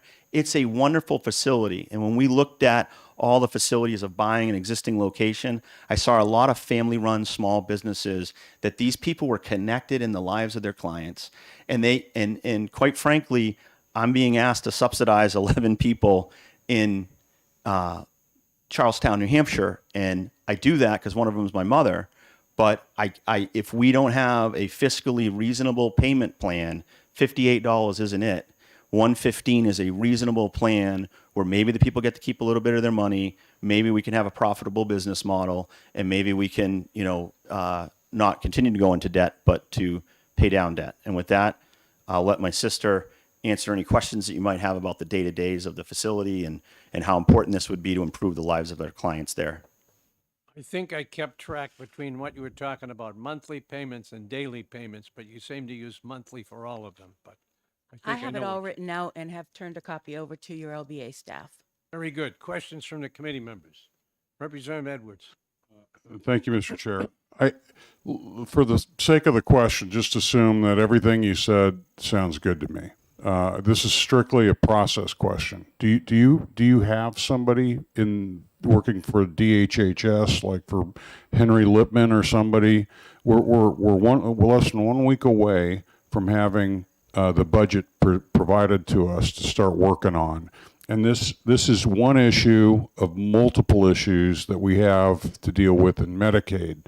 And so rather than dealing with this as a separate bill, I'm just asking you if you have support in the department to where we could just roll this into our budget process and take a look at all of the moving parts and not just one piece at a time. I hope that I have support of the department. I think it's a good idea, and I think they should But support do you it. know? I'm I not do not talking know. about hope. Unfortunately, not being connected in here every day like you are, I do not have a relationship with DHS, and I don't know what their position is on the bill. But I'd be happy to meet with them, get back to you before the work session. And I'd also, just to answer what I think is your question, Representative Edwards, if you want to handle this as part of the budget and not as a separate bill, and I know that this committee is going to look at those rate pays for 804 and put it in the budget, however we skin the cat, I'm fine with that. As long as we accomplish getting 804 facilities a reasonable pay, $58 isn't it? So if you want to put that in the budget, I would welcome that. I don't think that we need a separate bill. I just think we need to accomplish the additional payment level. Thank you for the answer. Thank you, Mr. Chair. Representative Erf for a question. Thank you, Mr. Chair, and thank you for coming in. Two quick questions. Do you have any idea how many 804 facilities there are in the state and how many total beds they contain? Actually, what I know is that 7 have closed in the last couple of years. Those were all small businesses: Hattie's Place, Horseshoe Pines, Freedom Manor. It's been a steady roll of places not being able to make it financially, between trying to pay their staff a living wage. We raised our wage to $15 an hour in November of 21, and thanks to a state grant, we're able to maintain that throughout this year and give our employees a small, Christmas bonus that they really appreciated. But $15 an hour in Sullivan County doesn't get you an apartment on your own. If they're not a 2-income family in New Hampshire, they have a problem with housing. We have lost people to South Carolina because of the housing rates in here and the wage situation. So we really, really need to be able to increase our wages, increase our staff. Right now, we're running at 9 beds because adding 2 more people in, which we'd love to do, puts us at a staffing level that we can't support. The $115 an hour would allow us to add 2 more Medicaid beds, would allow us to add staff to supply that support. We do have people that, as Packy mentioned, shower independently, still drive their cars. But we also have people that are full help. They don't get their socks on by themselves. We use both the underserved senior adult population and we have mental health members in our facility. We used the program that the state ran 2 years ago for moving elderly patients from New Hampshire Hospital and Glencliff into appropriate assisted living population homes so that they could have the least restrictive environment. One of them, it's worked out beautifully. Another one, not so much. But we're struggling along with her, and that bonus that was given to us and the pay rate that was given to us for that year were both godsends. That program did a great support for us. It's over now, and we're back to trying to live on our budget, and $58.66 a day is a budget number that is really difficult to support. It is $74, by the way, that they get to keep, but that's not enough to buy our one smoker a carton of cigarettes on any given month. We end up supplementing his smoking habit, but, we like to keep him happy. Oops. I He don't only think smokes we just, outside. did we just testify we encourage smoking in the elderly population? Yeah. He's been smoking for 60 years. 60 years. The chances of our breaking it aren't good. We do get him routine chest x-rays and make sure he's not doing any damage. So far, so good. He'll be 80 in a year. It's not a point that we're going to take away from him at this point. Because we're a small facility, we can individualize. The person that likes to go to museums can go to museums. The people that like to go to the animal farm can go to the animal farm. We want to support their individual growth, their activities of daily living, and their enjoyment of life. Excellent. Representative Byrne, I'll take a crack at answering your question. I did go over with Representative Horgan to legislative research, and I asked them specifically how many 804 facilities we have, how many beds we have in it, and I asked them how many 805 facilities we had and how many beds we had in it, so the committee would be able to see the difference in the type of facilities that are out there. But I think Ann did an excellent job of saying we know of 7 facilities that have closed as a result of the disparity in the payment system from the state. And if they're getting $95 a day, I think we should get $20 more. because we provide more services. Do you have that number? Yeah, the research has not provided that to me yet, but I think we can have it by your work session this afternoon. Thank you. Follow up from Representative Erb. Representative, excuse me, Popovici Mueller. Thank you, Mr. Chair, and thank you for taking the question. I heard your testimony that basically the low reimbursement rate is a continuous financial challenge, but you mentioned a lot of closings during the last couple of years, and we are all very aware of the huge impact that was added by COVID and all those challenges. Can you get us an idea of were those businesses that may have been maybe barely viable without COVID and COVID put them under? Or is this, have you seen stuff like this happening before COVID hit? I just need to, understand a little bit how to separate those two, if you can offer any information to that. I know it's a complicated question. It is complicated, and COVID hasn't helped because it has decreased our available staffing. And that has been an ongoing problem for all 804s because they make less money, they pay less wages. But COVID wasn't necessarily the death knell of any of those places. Aging out and not having people to take over the business, the ownership aging out. These were all small family-run operations, privately owned. They weren't conglomerates like some of the other places, some of the larger places are. They were small business owners, and without the support of the state, they were running on too thin an edge to survive COVID. And at the $58.66 point mark, it's incredible. I mean, we are one of the more reasonably priced assisted livings in the area, as told to me by members that have been looking for housing. We do take patients with challenges that are slightly beyond 804 level of care only because we have staff capable of supporting those members with their mental health needs. We do a lot of transportation, and most places don't. They use the transportation service companies, which our members aren't capable of doing on their own. I mean, it's like putting your mother in a taxi cab to Boston. You wouldn't do that. Definitely not. My late mother was in Romania. But no, seriously, I really want to thank you for a very insightful answer and for sharing your perspective. I find it very valuable because, I'm a freshman. I'm learning a lot. So thank you for contributing to that. Thanks. Further questions? Representative Thank you, Mr. Chair. Stringham. Representative Stringham. I want to make sure I understand your bill as amended. As revised, the special rate would apply only to 804 registered and also be restricted to those who have a greater than 50% Medicaid occupancy. So in your case, if you have I think 11 beds in your facility, if 5 or fewer of them were Medicaid, as proposed, it would revert to the existing rate.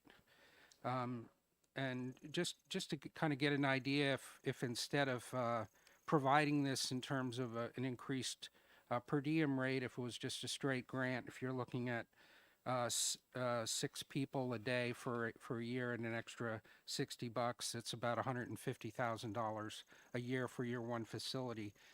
Do those numbers, are they in line with kind of what you're here asking for today? Yes, sir. The 50% mark is to try and encourage additional Medicaid bed rates because right now the Medicaid bed rate of some of the privately owned facilities can be anywhere from 10% to 0. They have a choice. They don't have to take, especially private facilities, don't have to take a Medicaid bed rate if they don't have a bed available at the time. And I want to encourage those kind of places, the 804 section of a larger continuum home per se, to take that 50% of Medicaid bed rates just to get some of the seniors that are living in homeless shelters. That comes always automatically to mind because we're taking someone from a homeless shelter this week. Because the encouragement of and the opportunity for small business owners to open more of these facilities is there and is viable at 115 a night. I'd like to take a crack at answering that. That is definitely the original intent of the bill, was that you'd have this critical level. I would submit to the committee that if you're going to look at the amendment that we're writing, I did simplify it to just be an 804 facility. The original reason I said 50% is because these bigger facilities can have 1 or 2 Medicare beds, and I didn't know if there was a requirement for them to do that, and they're able to average that lower cost out over 100 beds. So originally the 50% was the idea that if you're a small facility, it's kind of like if you're a private care facility and you're charging $9,000 a month, it's just a different facility that's charging $4,500 a month. It's just a different type of arrangement, and that social economic payment class usually doesn't mix. But I would say to you that if you're going to narrow it with the amendment, I believe the bill only addressed 804 facilities because it said assisted living facilities up to 16 beds, which is definitionally what an 804 facility is. So I don't think there's any change in what the intent or what we filed. It just makes it clarify that it's an 804. And in the amendment, the way we drafted it, it left out the 50% stuff. And again, we live in this fluid world. So it's like, what's better, the 50% criteria, or if you pay 804 facilities that accept a Medicare bed, and they said, well, I wasn't going to accept any, but if I get this right, I'll accept 1 or 2 or 3. I would say to you that that might be better than the 50% criteria.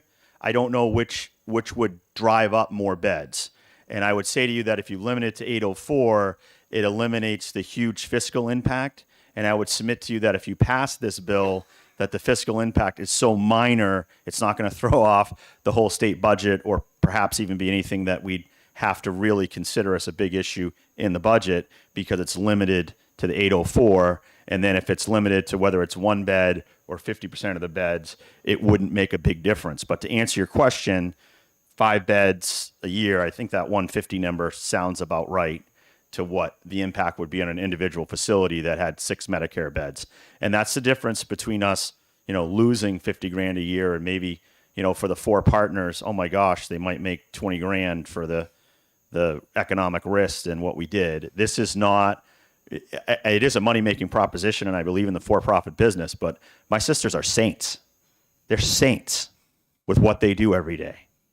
I was a landlord for 25 years. I can't imagine the level of care that they're giving these individuals. And I mean, to go up there and have a drunk 72-year-old man assaulting your sister and having to deal with that. They deserve this $115 a day. We would also like to mention that my brother, God bless him, is using Medicare and Medicaid interchangeably. This is a Medicaid bill.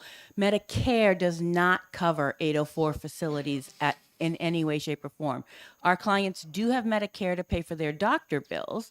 The majority of them have Medicaid to cover the cost that Medicare doesn't cover, but Medicare will not pay for 804. But it's interchangeable. That's why she's my older sister. Further questions from committee members? Seeing none, thank you for your testimony. Thank you very much. Good to see you again. Good Maybe to see next you. time And I'll that, represent. that amendment should be automatically sent to the committee from Legislative Services. So you should see that sometime today. Thank you. Thank you.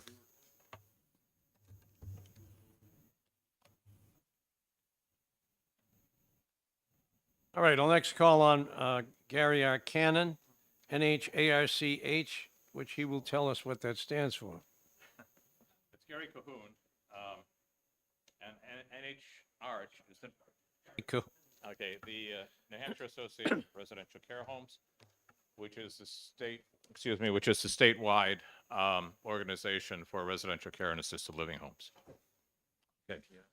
And I'm sorry, I'd like Alex Katrubis to join me, if I may. Have him do that. All right, we've got cards on both of you. That's fine. Okay. Alex is New Hampshire Archers lobbyist. Thank you, Mr. Chair and members of the committee. I'm handing out a list of all of the 804 and 805 facilities, which is a question that's come up. We are here in support of the bill. However, we were not consulted or involved with the drafting. We represent New Hampshire Arch, which is the assisted living care facility association in the state. I did reach out to the sponsor to try and coordinate. I wasn't terribly successful. But right now there are, as you can see on the final page of the spreadsheet that Mr. Ripple is handing out, currently there's 6,534 licensed beds for assisted living in the state of New Hampshire.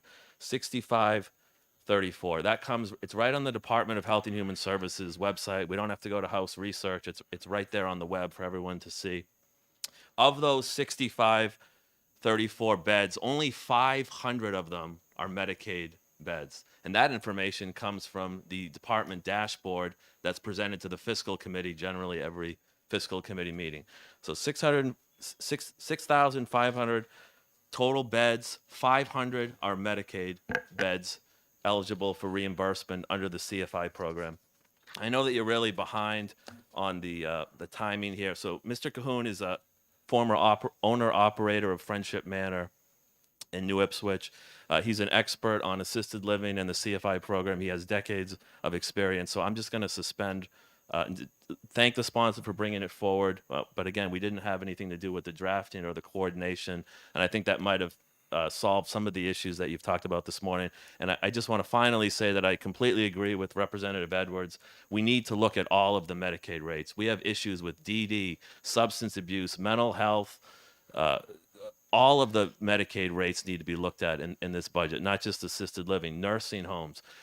All of the providers are under an immense healthcare workforce crisis, Meals on Wheels. I could go on. So we need to look at it in the budget process. So whether you retain this bill, however you want to go about it procedurally, but we need to look at all the Medicaid rates going forward. So I'll turn it over to Mr. Cahoon. Thank you, Mr. Chair. Thank you Yes. for the data. You're welcome. Mr. Chairman, members of the committee, thank you for the opportunity to address you on House Bill 527. My wife and I owned Friendship Manor in New Ipswich, New Hampshire for 37 years. We closed in May of 2022, largely for workforce issues. Okay, to the extent that workforce issues were caused by COVID, I suppose COVID might have been a factor. But really it was workforce. We simply could not hire enough people to keep going. Obviously, part of a workforce solution would be an increased rate, allowing us to pay a higher rate of pay to our employees. It is, I will admit, it is only part of the solution. There are other demographic reasons that the workforce is in trouble. But certainly making rates higher would help. Before I continue, I did hand out some written testimony. There is a typo in it. In the last paragraph, I talk about the cost of building new facilities, and it says upwards of $10 million. That actually should be $40 million. So that's a big typo, yes. All right. Anyway, there's no question that an increase in rates is needed, and essentially for two reasons. The first is that there's a tremendous unmet need. And the second reason would be to save money through cost avoidance. With regard to the unmet need, many of you may be aware that the CFI budget, if you look at that closely, is somewhat misleading. Year after year, CFI does not expend all the monies appropriated to it. And year after year, they don't fill all the authorized slots for clients that are authorized by agreement with the federal government. This leads some people to conclude that the CFI need is therefore being met. That is not the case. The reason they can't expend the funds and fill the slots is that the reimbursement rates are so low that many providers refuse to participate in the program. Now, CFI is the overall umbrella that covers, it's actually the waiver that covers residential care. With residential care, the situation is actually a little bit more complicated. It's difficult to determine what the unmet need in residential care is compared to the whole CFI program. With the CFI program, we know how many units of service were authorized to fill the slots that are open, but we don't know how many units, and we do know how many units were actually provided. So the gap between those two is at least one indication of what the unmet need might be. Unfortunately, in residential care isn't authorized for a client until the client finds a bed. And it's almost impossible to find a bed. What appears to be the case, if you look at the numbers, is that virtually 100% of the approved need for residential care services is met, but that's because of this technical way in which it's figured. Friendship Manor was an 804 home. Just to correct one thing that was said before, we were not a 16-bed home. We had 22 beds. 804 homes are not limited to 16 beds. Many of the 804 homes were sheltered care homes in the past, and the sheltered care homes are limited to 25 beds, but there were, in fact, sheltered care homes that were 100 beds. Now, as to cost avoidance, when Friendship Manor closed, we were down to 18 residents. We had not admitted residents for a couple of months because we knew we might be closing. So instead of the 20 or 21 residents we normally had, we had 18. Of those 18, 11 were moved to nursing homes. Of those 11, only one of them actually needed a nursing home bed. The other 10 went to nursing homes simply because we couldn't find a CFI res care bed. In addition, there were 7 residents who went to CFI beds. There are 2 problems with this. The first is that the state and counties are spending much more for a nursing home bed than they would be for a CFI bed. And secondly, this means that at least 10 people were denied access to a nursing home bed who badly needed one. So these are the reasons, in a very brief synopsis, why the rates have to increase. There was a question about the number of homes that had closed. Obviously, Friendship Manor was one of those. And Representative Mueller asked if homes were closing before the COVID epidemic. And in fact, there were. I testified in the budget hearings in 2018 about the closure of actually 3 homes just before that budget process. The Gaffney home in Rochester, which had been in business since 1902, and the Carpenter home in Swansea, which was a town-owned home and had been in business since 1937, I believe. And the biggest reason that homes were closing then and that they're closing now is workforce. Homes, for the most part, have not been able to hire sufficient staff, and that was certainly true of Friendship Manor. In terms of limiting the increase to 804 homes, I would submit that doesn't really make a lot of sense. There are, in the list that Alex has handed out, 136 licensed homes. Of those 136 licensed homes, only 53 are enrolled as Medicaid CFI providers. I'm not sure how many of those 53 are actually providing services. Less than 53, I can tell you that. I know that a few years ago, this number was over 80. And when there were 80 enrolled providers, about 40 were actively providing services. So the 53 homes account for all of the 500 beds that are currently occupied, but it's a relatively small portion of those homes that are probably accounting for most of them. Of the 53 homes, and again, this statistic had to do with the original version of the bill, Excuse me a only minute. 12. Are they the ones that are shaded? Shaded is the Medicaid homes. Homes that accept CFI Medicaid. Okay. I guess Okay. those are the 53 then. Thank you. There are 53 shaded, that's right. Okay. So it doesn't really make sense if it's in the public interest and it's good public policy to increase the utilization of CFI beds, and I believe strongly that that is the case. Limiting it to a very small number of the providers doesn't really make a lot of sense. I also would submit that the 50% required participation doesn't make sense. Of the 6,534 licensed beds in the state, 5,192 are in facilities of 50 beds or greater. Most of those larger facilities are new facilities and been built within the last 10 years or so. And as I said, there was a typo in there. I talked about a cost of up to $10 million. That was a mistake. It's actually up to $40 million. The majority of those homes, if they were 50% Medicaid or anything like the current Medicaid rate, would go bankrupt within a matter of 6 months to a year. The larger, newer homes simply cannot participate fully, as it were, in the Medicaid program. But what they can do, and which many of them would be willing to do, is to continue providing services for people who are there but have run out of money. Mrs. Jones moved into Happy Valley Assisted Living 6 years ago with a couple $100,000 in the bank. She has now spent that money. And right now, unless the home is willing to basically give her a free ride, she's probably going to be asked to go to a nursing home, which again might be a very poor utilization of a nursing home bed. The homes would like to be able to allow Mrs. Jones to continue, but they need a somewhat higher rate of pay, actually a considerably higher rate of pay, to do so. They also need some statutory and regulatory changes, but that's for another time. The last thing I guess I would say is I had a conversation yesterday with a lady who is the largest CFI residential care provider in the state.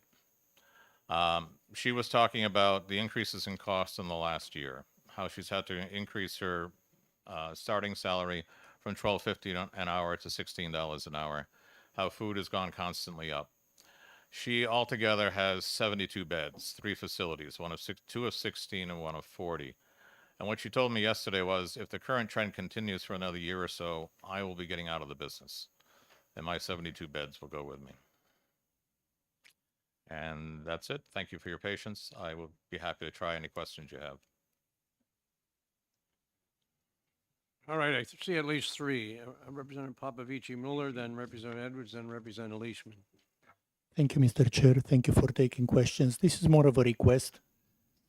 Could we get this spreadsheet sent to us in electronic form? Because honestly, working off paper is not that effective, and would appreciate that. Absolutely. I have Thank it you. in Excel, and I'd be happy to send it to you Thanks. all. Representative Edwards for a question. Thank you, Mr. Chair. We're going to have substantial conversations on all of this on Medicaid Day in Division 3. I invite you all to come in when that's on the calendar. And then I'm horrible at your last name. I know Alex is your first name. Yes. You started to hit multiple different types of bed rates. If you could maybe I already have this information somewhere, but if you to the extent that you're aware of varying bed rates, what they are for, how much they are, and when they went into effect last, I'd appreciate having Division 3 use that as a reference document. Absolutely. I will prepare that and present it to Division 3. Happy to do that. Yeah. All right. Thank you, sir. The daily rate for residential care is $56.88. I don't want to hear it. I want Okay. to. I just wanted to make one We'll get it to you. one other comment. There was a reference to a $95 rate, which is No, you're talking. which is an 805 rate, which is inaccurate. There is no 805 rate. But Thank you. okay. Representative Leishman for a question. Thank you very much, Mr. Chairman, and hope this question is easy. Are most of these facilities tax exempt or not for profit? I have no idea what between the difference between 805 or 804. I leave that to my colleagues on Division 3, but I'm just curious.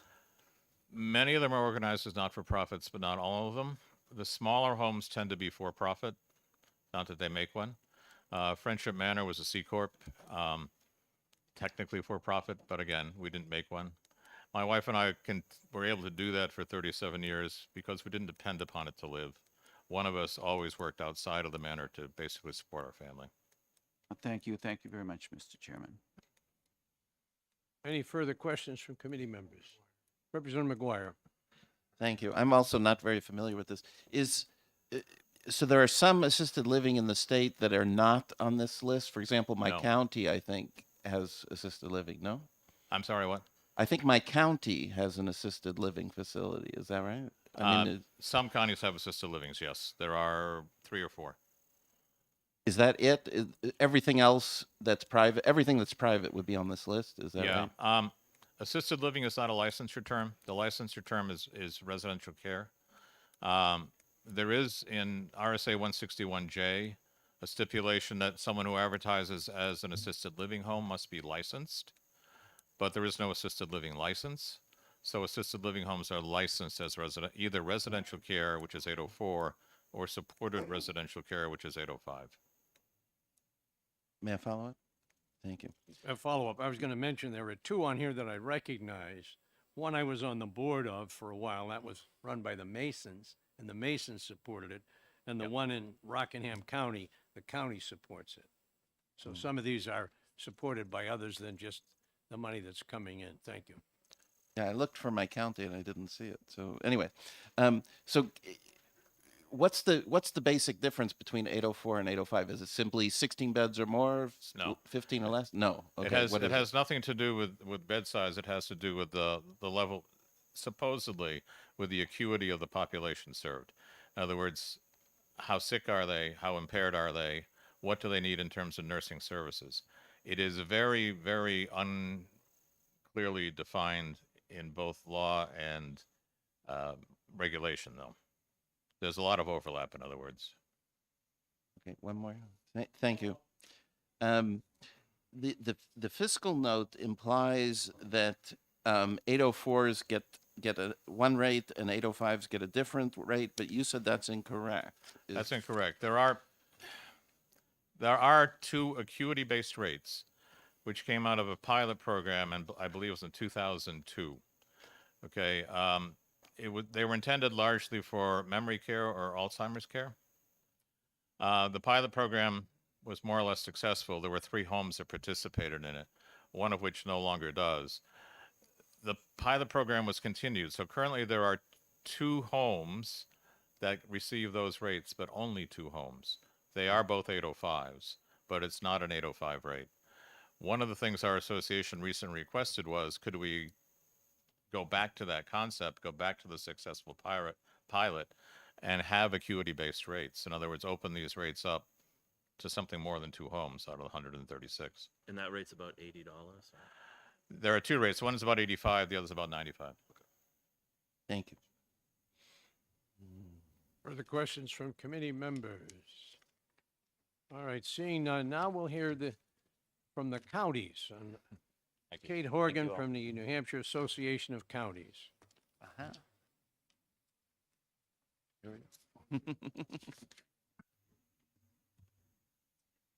Thank you, Mr. Chairman. My name is Kate Horgan. I represent the New Hampshire Association of Counties, which is all of your elected and appointed officials at county government level. The association does not have a formal position on this bill, but to answer Representative McGuire's question, there are 3 counties that also have an assisted living facility. They are Rockingham, Merrimack, and Cheshire County. The association would ask that if you are to consider this, to please do it for all rates. Doing it for a small subset doesn't make sense. All facilities are facing workforce shortages, small margins. All of you are members of your county delegations. You know your nursing homes operate at a deficit every single year. So we would just ask that you, if you're going to increase your rates, you increase them for everyone and not a small subset. I'm happy to take any questions that the committee has. Representative McGuire. Thank you, Mr. Chairman. Thank you for coming. What is the total number of beds in these 3 facilities? I would have to get back to you on that, Representative McGuire, but I can certainly get that number for you. Representative Heath. Thank for you. A question. Thank you for taking my question. Do you have any idea what the waiting list is statewide for nursing homes? I can County nursing homes. Thank you for the question, Representative. I can speak to the counties for the nursing homes.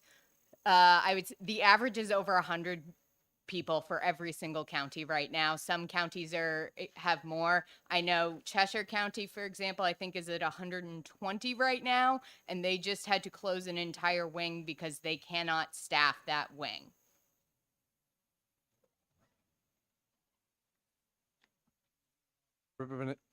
Representative Popovici Mueller.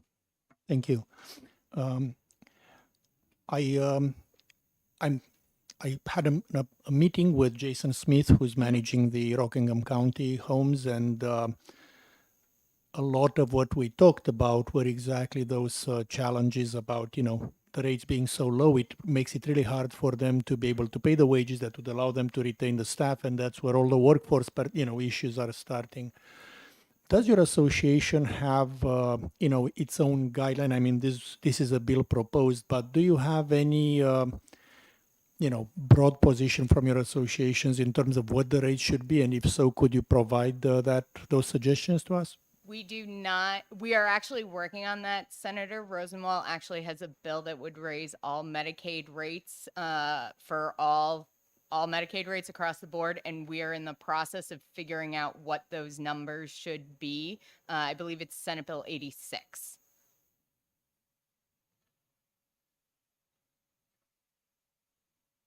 Further questions from the committee? Seeing none, Thank you very much. we will close the hearing on House Bill 527. And is there a list of blue sheet?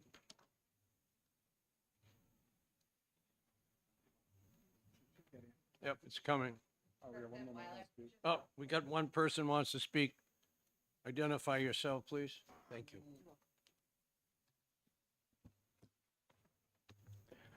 Good afternoon, Mr. Chairman. My name is Rob Berry. I'm with the Department of Health and Human Services. I thought I submitted a pink card. Apparently didn't get to you. I apologize for that. To my right, I have Ms. Christy Roy, and she can explain what she does for the department. I'm Christy Roy, and for the department, I work in the rate setting area for DHHS. So we wanted to just provide a little bit of information prior to the work session. We don't have a formal position on this bill either, but we did want to give a little insight as to how we got to our fiscal analysis. So the department does not believe it's permissible to target rates as is contemplated by this legislation, that being the size of a facility and the Medicaid utilization rate. We base our rates on the acuity level of individuals within the assisted living facilities. So we have currently 3 different rates, the lowest one being the 58 and change, and the highest one being somewhere around It's 9541 currently. 9541. So we're happy to Say the work. last one again. 9541. So there are 2 dementia level rates. So there's the standard residential care rate for CFI, or Choice for Independence, which is the 5688. The second rate is dementia level 1, which is 8474. And the third rate is for dementia care level 2, which is 9541. They're service-based rates. We don't have a facility-specific rate model for this. So that's where the challenge comes in. It's a service level rate, so that's where the acuity would be. It's additional acuity services needed for those additional dementia levels. Thank you. Questions from the committee members? Representative Edwards, then Representative McGuire. Thank you to the department for coming to this. I look forward to doing a deep dive on all of this in Division 3. And you heard me ask Alex a little while ago if he's got a sheet on all the different categories of bed rates and when they were established and how much they are. I think if we had a comprehensive document to look at, that would help us go through and figure out what we want to do to the big picture and not just one-offs. Sure. And we're trying to also have somebody from licensing come to the work session as well to explain the differences between HEE 804 and 805, if that would help the committee as well. All right. And you know the way that works. Mr. Ripple schedules with Nathan White, and then you guys get alerted. Okay. All right. Thank you. Representative McGuire for a question. Thank you, Mr. Chairman. Thank you for coming. So we heard earlier that a total of 535 beds are receiving these 3 rates, I guess. Is that true, or is there more? That's likely.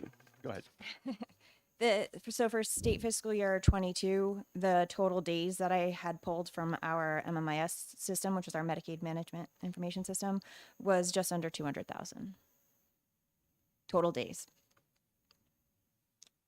I'm going to have to get my calculator. Representative Popovici Mueller. Thank you, Mr. Chair, and thank you for being here and answering questions. I mean, you've been here when we were hearing the testimony about the impact of the, lower rates to, the ability of the centers to provide service. Obviously, that testimony is, narrow in the sense that it reflects their experience. For you as the department, could you provide any color or information to us in terms of whether the current rates allow for the centers to sustainably operate, or is there concern at the department level over these trends? I just would like to hear your thoughts on this. I believe we'd have to get back to you on that. We'd have to speak to some people at the department to get their views on it. But Thank you. we And can that's certainly more do of that. a Finance 3 question anyway, but I thought while we were here, if you could share something would also help. Certainly. Representative Petrie. Thank you, Mr. Chairman. Thank you for being here. Has these closings around the state, has that put, additional pressure on these, on finding beds?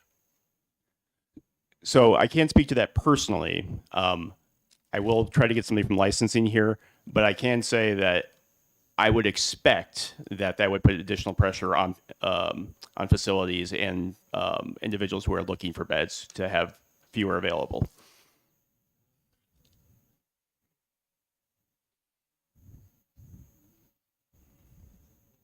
Representative Stringham. Thank you, Mr. Chairman, and thank you for taking my question. The rates on, you mentioned that the rates paid vary by the acuity. Is there anything in the fee schedule that incorporates things like local wage index, indigent care factors, or capital issues, or anything that would affect that? And could you also comment on what restricts you from incorporating a % Medicaid as a factor in setting the rate? I'm going to defer to Christy on that. So again, it's a service-based rate. They were increased 5% from HB2 in July. They're a CFI rate, so any other CFI legislation would also affect this rate. In the rate methodology that was determined, when it was set, there was an outsourced company, I believe, that worked with the department to come up with those original rates. And then my understanding in the waivers, there's information about updating annually based on the CMS market basket for CFI rates.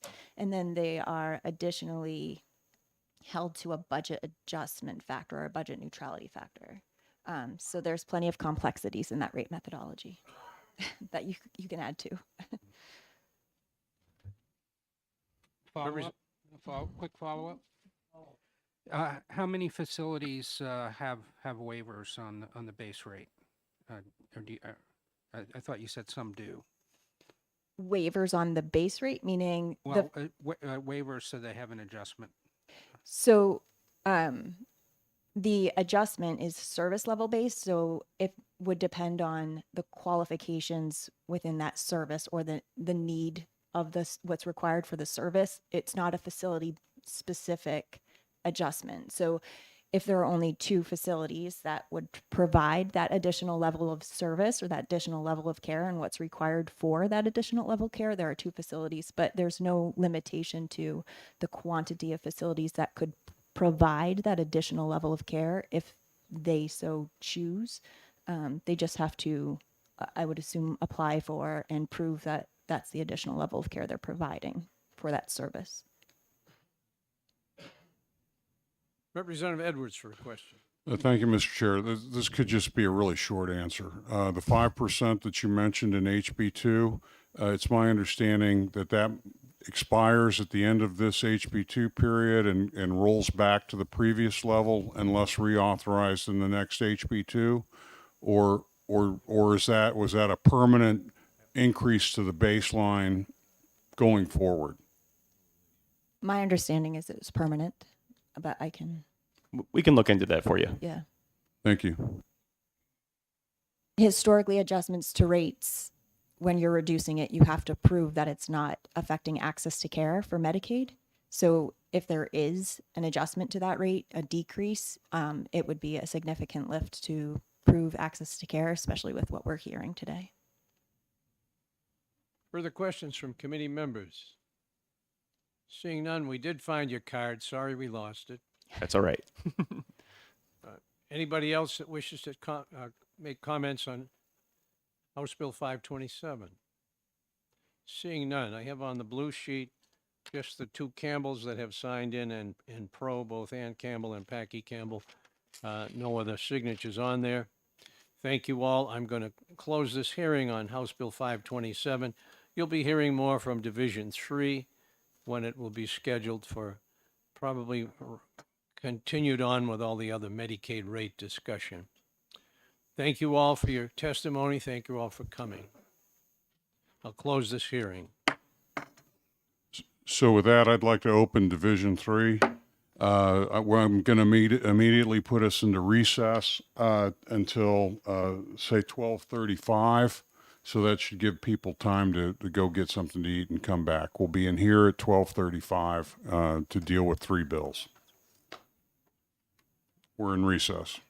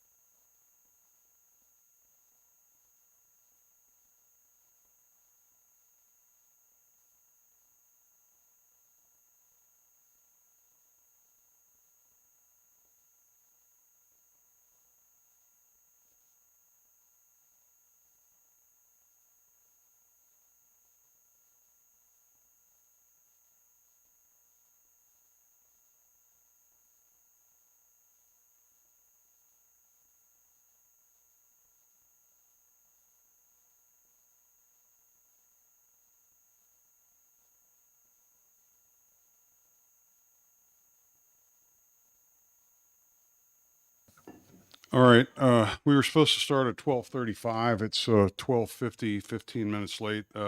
That's on me. We're out of recess. We're here in a Division III work session.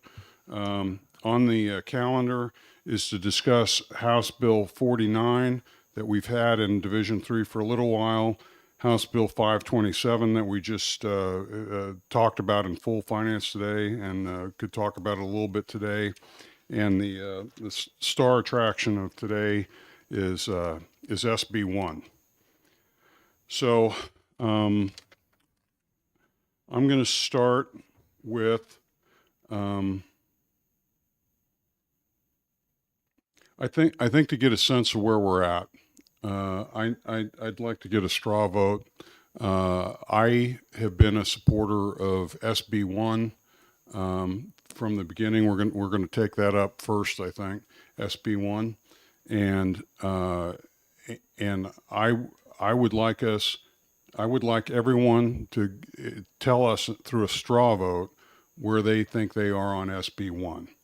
And then we can talk about an amendment to SB1 that's the same thing as the amendment to 49.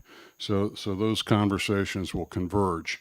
But to establish a baseline, I think we need to make sure that there's absolute clarity on where people are with SB1. So I would take a motion to on OTP of SB1. No, it's going to be, it's not a real vote. I'm taking a straw. I want to make sure I know where people are at.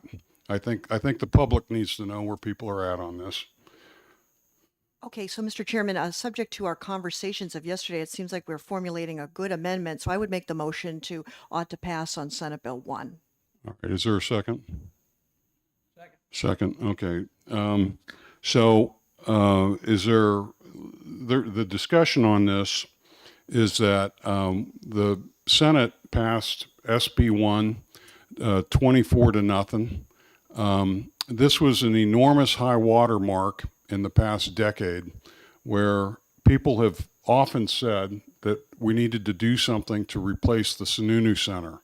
And the desire to do something reached kind of a boiling point 2 years ago when the legislature passed into law the closure of the Sununu Center on 1 March of this year. That's just a few weeks from now.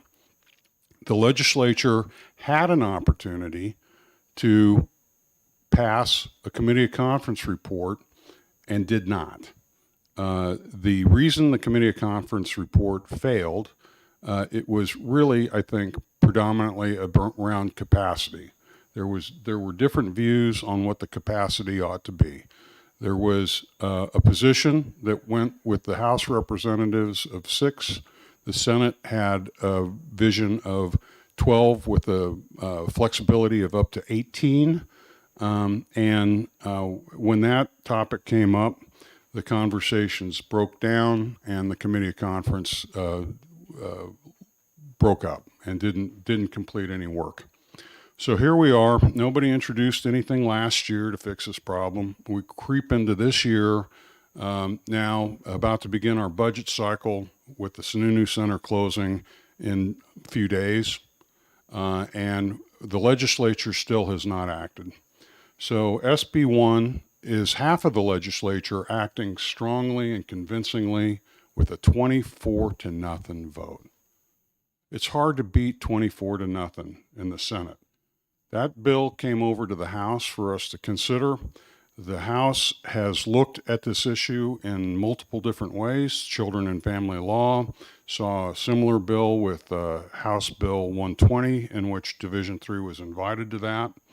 Then we had House Bill 49, where we've gone through a lot of discussion, deep discussion on amendments. It started with the Wallner Amendment, and then Division III came to a significant agreement yesterday.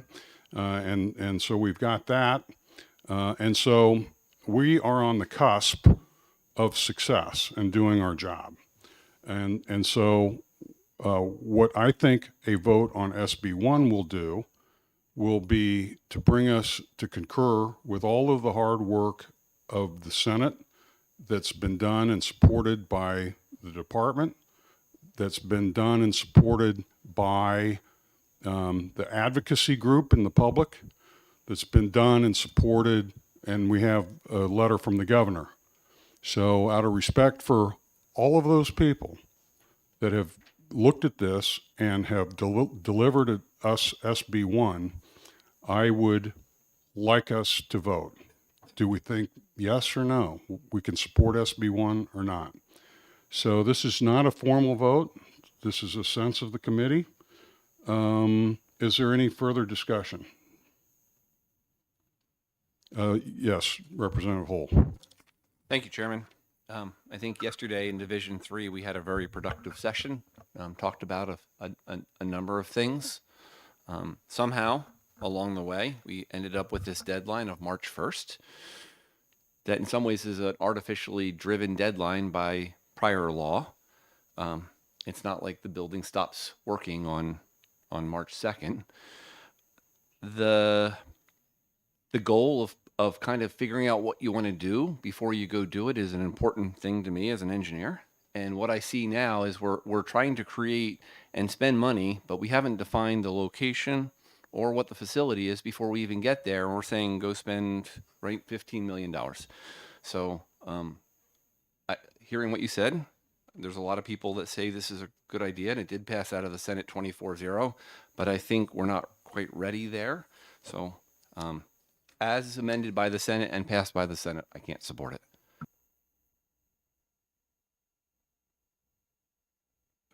I respect your conclusion. I just want to bring some facts that we've heard in testimony, and we heard that the $15 million that found its home in SB1 was the original estimate that came about as a result of there being a special committee on the Sununu Replacement Center, and that what we have experienced in the past year or so of delay is a very strong inflationary problem with supply chain issues, and that delay in this case probably contributed from going from a $15 million estimate to a $21.6 million estimate. And I don't know what another delay would do. If this is still a good idea at the end of the day, does it become a $25 million good idea or not? I do think we've been given some numbers, and I can understand that we've had bizarre inflation in the United States over the last 2 years. So that attributes the distinction between the 15 and the 21.6. I'm not saying that to change your mind. I'm just making sure that the record's complete. Right. Thank you. So I agree, and this goes back to, I think yesterday in our committee or division, we had a great work session to work out some of these issues. I'm going to come to page 4, lines 30 and 31. Quote, in no event shall the total expenditures from all sources for the design and construction of the new secured youth development facility exceed $15 million, end quote. Right, that is in severe conflict, right? And that bill was drafted this year. We're not talking about something from 2 years ago. The Senate could have, in their due diligence, put in a number that was more representative of the cost of a facility. That's on top of where is it and whether it's for 6 to 12 or 12 to 18. And I think our amendment that was proposed yesterday to start looking at some of those issues was critical. That's why I'm having trouble with what was passed out of the Senate. All right, thank you. Representative Stringham, you have anything to add to the discussion? Well, I'm against SB1 as written, given our lengthy discussions yesterday and the direction we were taking things. Thank you. Representative Weiler? We have to pass something. We're 2 years behind. There's a date coming up within days. We can't just say we're going to kill this and start over again. There isn't enough time. Next week, we're going to get the budget and we're going to be buried in it. We got to do something now, today, to move this along. If we pass SB1, even if there's things in it you don't like, the most important thing in it was move the date out. Then when we get to the spending and the rest of it, we're going to be able to adjust that within the budget process and put it in HB2 if need be. Any amendments to it that we decide needs to be in there. But we've got to pass something to move the date away from March 1st. So I wasn't clear. This is probably not exactly the way the parliamentarian would run this, but we're talking about SB1. I still intend to have us discuss the Division 3 amendment that we came to agreement on last night. So I want to see where we are on SB1 before we begin to entertain the Division 3 amendment and to find out if anyone else has brought an amendment forward for us. So, all right. So, Representative Wallner. I would not support Senate Bill 1 as it's before us right now. I would want to take a look at amendments to it, and I'm really concerned that we still do not know the location of this facility, and I think that that's one of the first things we need to do is try to figure out where it is going to be and work with the communities and then move forward from there. And I think in the budget is the place that we need to be looking at the financial aspects of this. I would support, the department has testified a number of times that they need additional funds to get through this biennium, and I would support allocation of additional funds for them. Thank you for that discussion. Representative Tulerski. Thank you, Mr. Chairman. SB1 is written, I think, as a division we've pinpointed some problems with, and I would support discussion of the amendments that we have reviewed in the past few days. Thank you. Representative Nordgren. I agree with Mary Jane and Laura. Representative Mooney. Certainly, we did spend a great session, as Representative Hole said, on amending it. So I think to move forward, I would suggest voting ought to pass on the bill and then take up the amendments if that's in order. All right. So I think we just took a straw vote while we got the discussion. I recorded in my head as 3 yay OTP, 5 nay on passing SB1 or recommending a passage out of Division 3. Does anyone want to have me go around and do a more formal vote, or would you accept that it's probably 3-5? Okay. So thank you. Let's transition. Mr. Ripple, have you laid out the current amendment that we worked on last night? All right. Thank you. Actually, there was another change, dinky little typo that has since been fixed since you had an email. Mr. Chairman, was the issue of quorum addressed in that typo? There was a question raised regarding quorum. Yeah, we can talk about that, but the short answer is yes. We changed the numbers of representatives from the local community from 3 to just being representatives to let the commission find its right size. And then without a clear number of how many would be on the commission, we made it a majority of those appointed to the commission.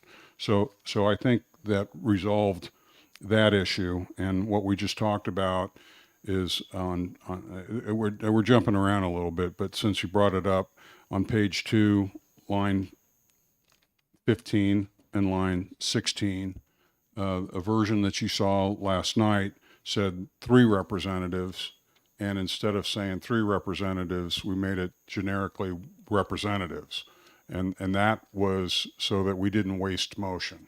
We've heard that there are 3 potential places we could go. One of them doesn't sound like it's going to pass the common sense test. So why delay the commission looking for somebody to sit on the board that's irrelevant? So that's why that got changed. And then the other little typo from what you saw last night is on line 34, relative to a commission to study community impacts. That phrase is consistent with the way we described the commission in the amendment, and last night had the previous title, committee to study public safety. So it's just internally, making the document internally compatible. There's no change. So, so we're looking at Amendment 0454 hotel. It basically, on step 9, I think we're unanimous that we want the repeal of the closure date. I haven't heard any disagreement today about the appropriation of $1.5 million so that they can continue operations through the balance of the year. That's 4 months of operating expense. Anything that they don't spend would end up getting lapsed back anyways. So is there any discussion, or are we okay? Everyone's okay with that appropriation? Okay, so now we're down to line 15. There's now some contention on what was birthed in the Wallner Amendment, which was putting aside the sum of $2 million so that they could the department could begin to acquire services for site evaluation. Everyone says we need site evaluation, so there's site evaluation in that $2 million. Architect consultation and development of design options for any replacement facility. We went on to say that we want 2 options considered. We want an option for 6 to 12, and we wanted an option of 12 to 18. So that's in this version of the amendment that didn't come in initially, but we added it in our conversations and agreements last night. Department shall present its recommended site for the facility no later than the 30th of September. I know that there's a lot of pressure to do it sooner than that. I think if we just listen to what's in the wind, it's already been determined where it's probably going to be, and I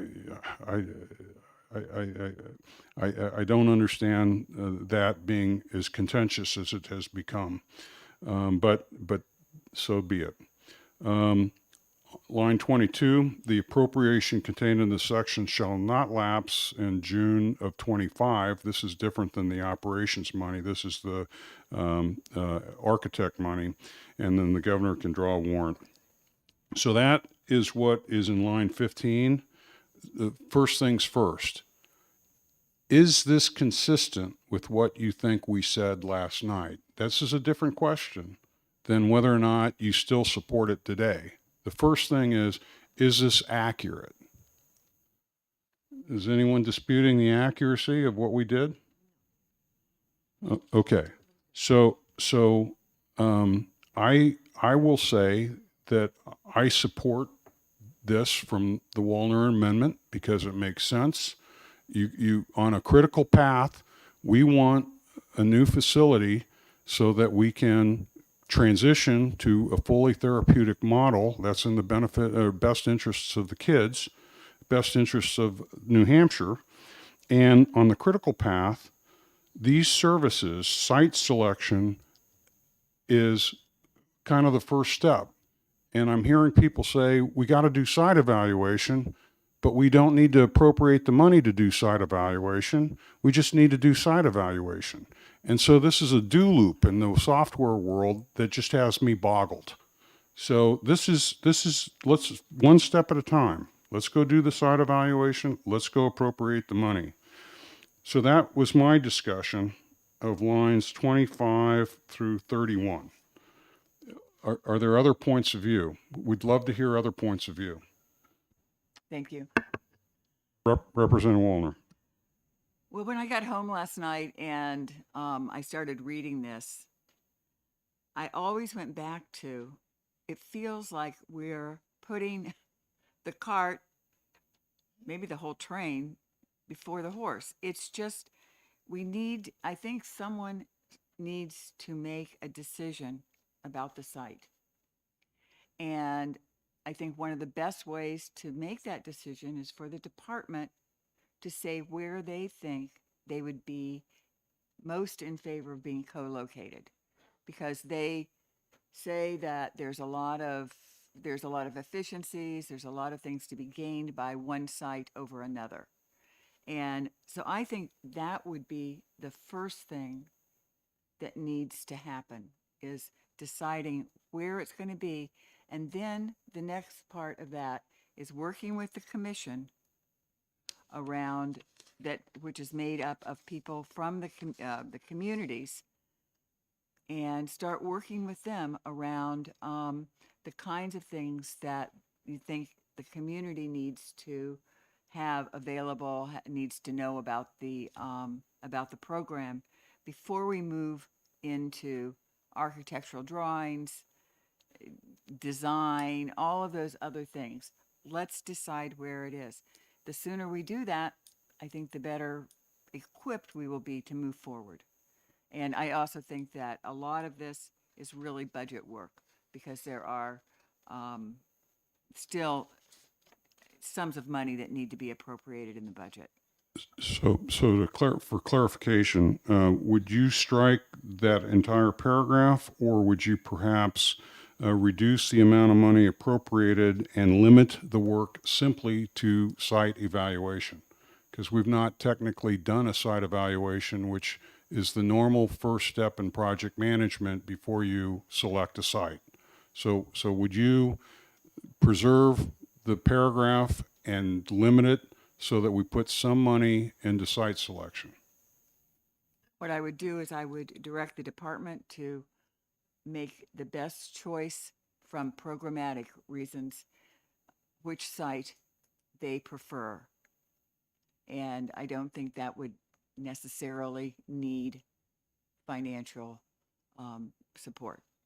If they were to do that today, would that be dispositive in your view? I mean, it seems to me like we would need something formal from the commissioner or somebody. I think we already know they want Hampstead. Everyone wants Hampstead. But the problem is, if you live in Hampstead, you have not been respected yet. We haven't gone to Hampstead to say, hey, this is what we're thinking. What's it going to involve? Well, so what this amendment does is say, okay, here's some money, here's the commission, go forward and start working with the various communities. We can't show up and say, in my view, we've already decided it's going to be in Hampstead. Now you tell us why that's not a good idea. That's not the way this should work. This should be us coming to them saying, hey, look, we're looking at 3 alternatives, and this one's got these advantages, this one's got those disadvantages, and by God, you were just right, you know. I think you're asking. We keep talking about process. I think your approach breaks a normal process. We should do site evaluation and work respectfully with the 3 communities before we stick a pin in the map and say, this is where it shall be, deal with it, which is my really rough translation of what I'm hearing you say, Representative. And I apologize. That was rude. I don't mean it to be rude. After 2 years, I'm getting a little surly.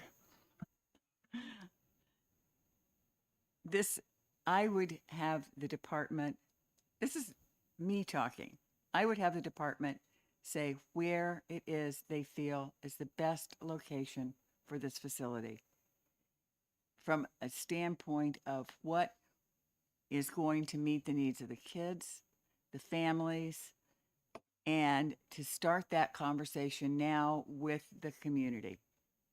And there's no reason to be speaking, to me, there's no reason to be speaking with 3 different communities all at the same time. When the department, you may be right, the department may already know where they want to go. And now's the time to start talking with that community and start really understanding what this involves. So, Mr. Ripson, I think we've heard a lot from you and picked up on your reluctance to just answer the question point blank. Is this your supervisor, your manager, your director, your assistant commissioner in the audience? Because I'd love to hear from you. I would like to hear from the person highest in the food chain on this, because I think poor Mr. Ripson is being put in a highly awkward spot where he doesn't have the authority to say that it's going to be in Hampstead. And, So- and if I were Mr. Williams, I'd advise him not to say that. If it is his friend, I would say, I don't think you should answer that question. But you are a leader. You get paid the big bucks. Come on up and tell us what you really think about Hampstead, please. All due respect, I think I'm a leader too, and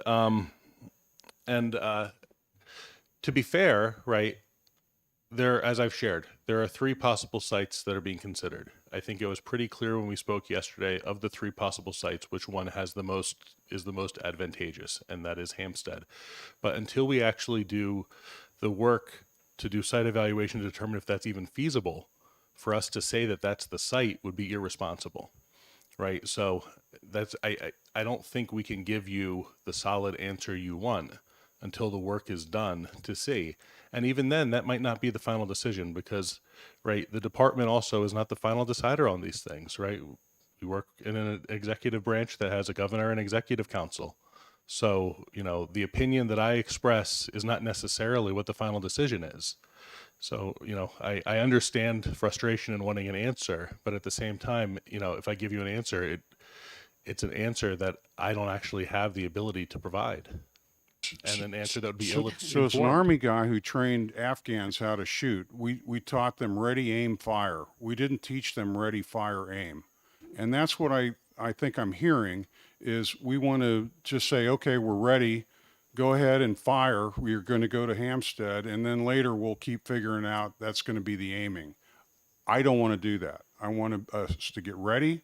Want us to aim at the 3 sites, and then I want us to pull the trigger on the correct site. There's a disciplined process here. I'd love to follow it. And Madam Yep. Deputy Commissioner, would you read your Associate name Commissioner for the record? Marissa Hen, and I'll concur with Joe. And I think there are many, considerations that need to be put into this. I think Joe presented yesterday to your committee on Yes. some of the shared saving possibilities. Joe and I work closely with Hampstead Hospital, but there may be other considerations as well. So we really are not in a position, nor is it our role to be stating what the site should be. So we can't get there today. Okay, I hope the media is fair with you. We've asked you to step into a very awkward situation, and I apologize, and I hope you're treated fairly. Representative Nordgren, and then Representative Hool. Thank you, Mr. Chair. I would just like your comments on the amendment we have to Senate Bill 1. We just saw it today, and I just was wondering if you had any comments about it. So, in general, right, I still support Senate Bill 1. I think that the work has been done to know where we need to move this. Yes, there's some questions that aren't going to be answered until we move through the process. And, you know, honestly, I'd wish that's what I think is the right path forward. The amendment, you know, there's some very critical things that have to happen right now. The most critical thing that has to happen right now is that the facility doesn't close in 3 weeks. That absolutely needs to happen, hopefully by the end of the day today, that there's agreement on that, and that there's movement on that. I would like us to move forward with the rest of the package, but that's the absolutely critical point. You have a follow-up? Representative Hull. Thank you, Mr. Chair. Coming at this from a technical background and thinking about process, right? There's 3 options that are currently in play. I'm not aware of any others. No one has discussed any others, but typically you rank them relative to one another over a number of criteria. When can the department have that information to us? I think I've already kind of assessed for everybody yesterday what the department's position is on that, right? So, Follow up.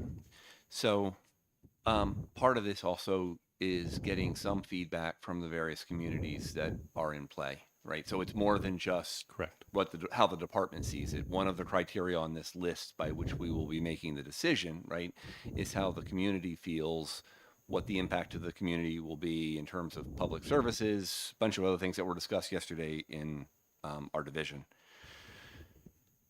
I'm used to seeing this as something called a Pew chart, P-U-G-H, which is a process by which you do this. You rank your options on one axis and you rank the criteria by which you're going to score those options on the other axis, and then you just do the analysis and go through this. I would personally like to see that as soon as possible. I don't know how quickly we can do that. That might involve having a meeting over in Hampstead, might have a meeting in Concord, somewhere to find and get some feedback. That may take a couple of days. I hear you that we need to address the issue of closure right away. Got it. Which is, in my eyes, at least lines 9 and following at a minimum. But I would like to see that the department takes lead and starts to schedule public feedback sessions from these communities so we understand that, because that's important information into making this decision.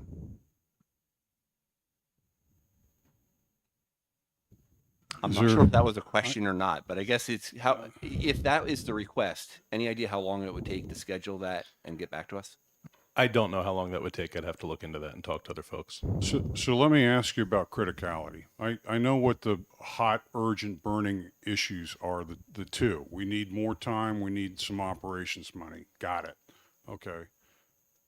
I'm pretty fired up on the idea that we have some ARPA money out there that we have to hit some milestones in order to be able to use it. I'm not a gopher expert, but I think it's fairly clear that the longer we wait, the more at risk.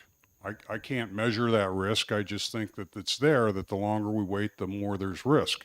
So is it critical that we go ahead and begin the site evaluation that's in this paragraph on the $2 million appropriation? Is it critical that we begin that and fund that now?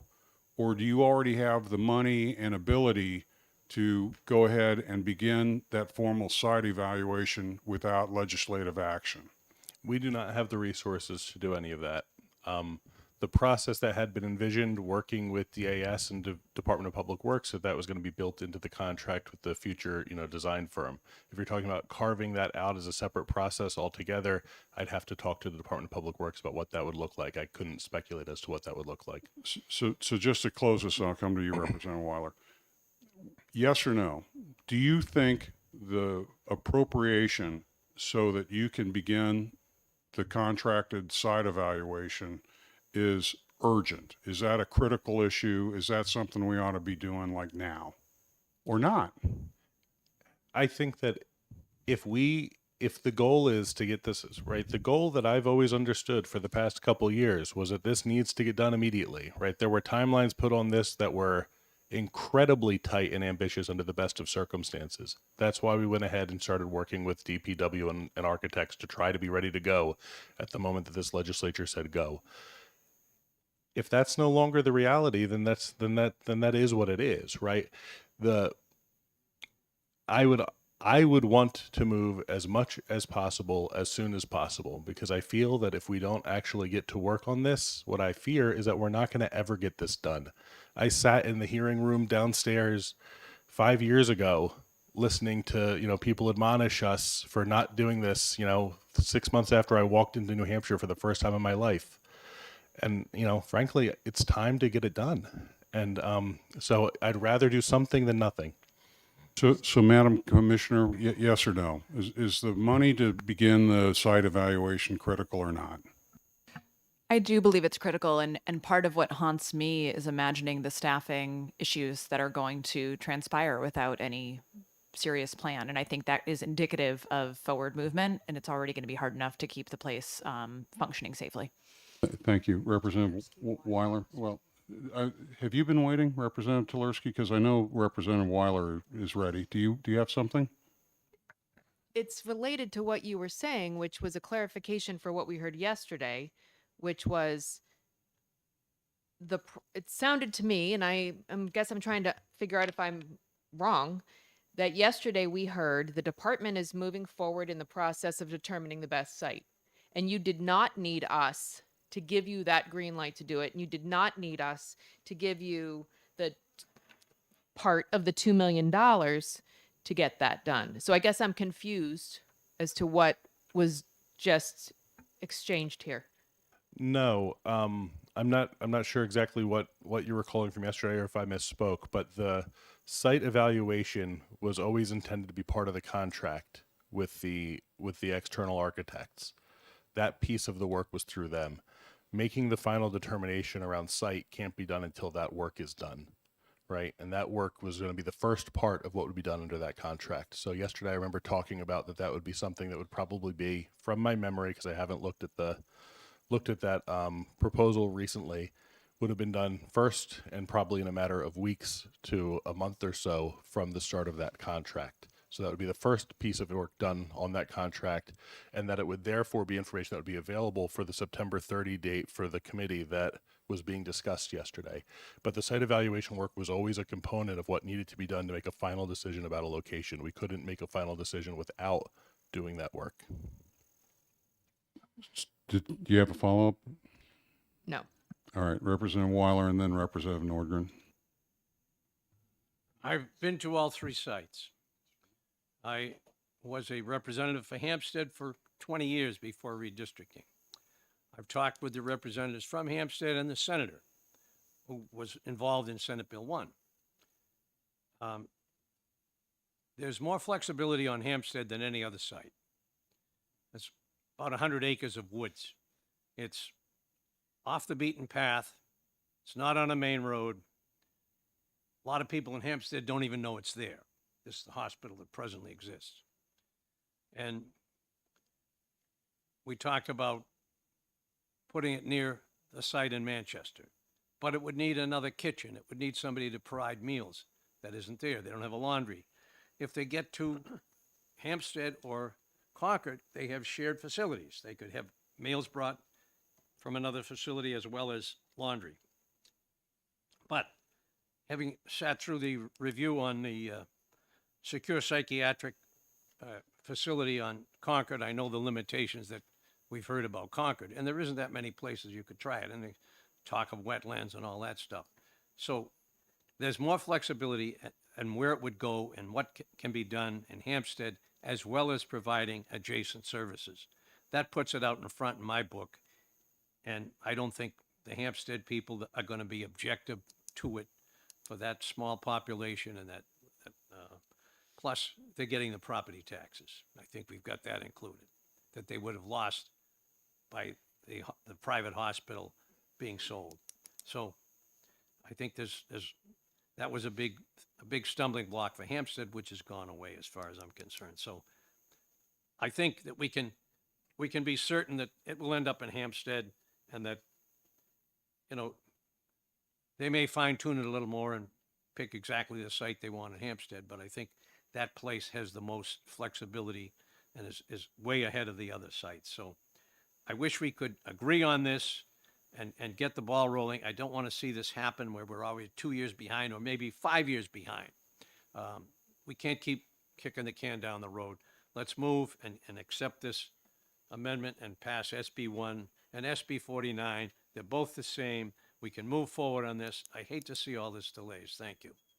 Thank you, Representative Weiler. And as the chair of the committee, let me ask you a question. It's getting close to 1:30, where you said you'd be pulling us out of recess of the full finance. It feels to me like I need another 20 minutes to be able to give you a clear recommendation of Division 3 where we stand on this amendment or any other amendment. So, Get it done. Get it done? Okay, thank you, sir. Representative Nordgren? Yeah, I just wanted to add to the discussion, and yesterday I was watching online and I was texting Mary Jane and Laura, because I think we have to keep considering the employees of this organization. I think all the indecision is hard for them. I think everyone's having trouble retaining employees under the conditions we have now. So I think we have urgency for that reason to make a decision and get things moving so people who work there know where they're going, know what they're doing, have some stability in their lives, so you can hire more people, in fact. So I just wanted to say that. Thank you. Thank you. I don't hear a question in there unless you want to argue with her. Representative Stringham, do you have? Yeah, just it seems to me that down to the minutia of what we're talking about, it sounds like you would need some appropriation to go through the site evaluation process as you described. So moving the number from 2 million to 0 would hamper your progress somewhat. If we more limited, and by the way, I trust you with my life. This is just, I'm just here to represent the community and make sure when we ask them to pay money that we're getting something from it. So, and I thank you very much for all your testimony over the last few days. I don't know which way we as a group will go and continue with this larger package or limit it to site evaluation. But if there's a number less than 2 million and bigger than 0 that would allow you full flexibility to go through with the site evaluation, what would that number be? The truth is, I don't know the answer to that question, right? The 2 million, all of these numbers have come from the Department of Administrative Services and the Division of Public Works, who are the experts in how we build things and everything else in the state of New Hampshire. And in fact, DHHS, DPW is the lead on all these efforts, and we're kind of the client who is consulting on what the needs are around these efforts. So anything I would give would be a total guess, and I really, somebody else's guess would probably be better than mine. Yeah, I would wag 400,000. That would be my wag, just doing projects in the past. But all right, any other questions on this? Because what I'd like to do now is I want to get a sense of the division on lines 25 through 31. I'm going to ask two things. Hopefully it only becomes one thing. I would like to know, yes or no, do you accept the language that's already written on Amendment 0454, lines 25 through 31, as is? Representative Hull? I have no issues with the language. I do ask for a clarification, though, because in line 27, we have request to procure a qualified architect. And then in line 28, right, which is start the project immediately. I hear that, right, get the architect up and running. And then in line 28, I hear request to procure a contractor to build. And I don't think that's going in parallel. So it's the same language with two different actions. And I just want to make sure that I understand, or that we somehow document, that this is to get to define where we're going, but not necessarily go build. And I think I would interpret request to procure a contractor meaning more of an RFP, right, request for proposal process, as opposed to issue a PO. But that, I just would like that clarified. I think I had stumbled on this before, and we had initially written request for proposal, and that got changed somewhere along the line. And I think you've picked up a nice little rub there that we want to figure out the way it should lay down. The first one, I think, is a request to procure, because all the RFP stuff has been done. They're ready to pull the trigger, I believe.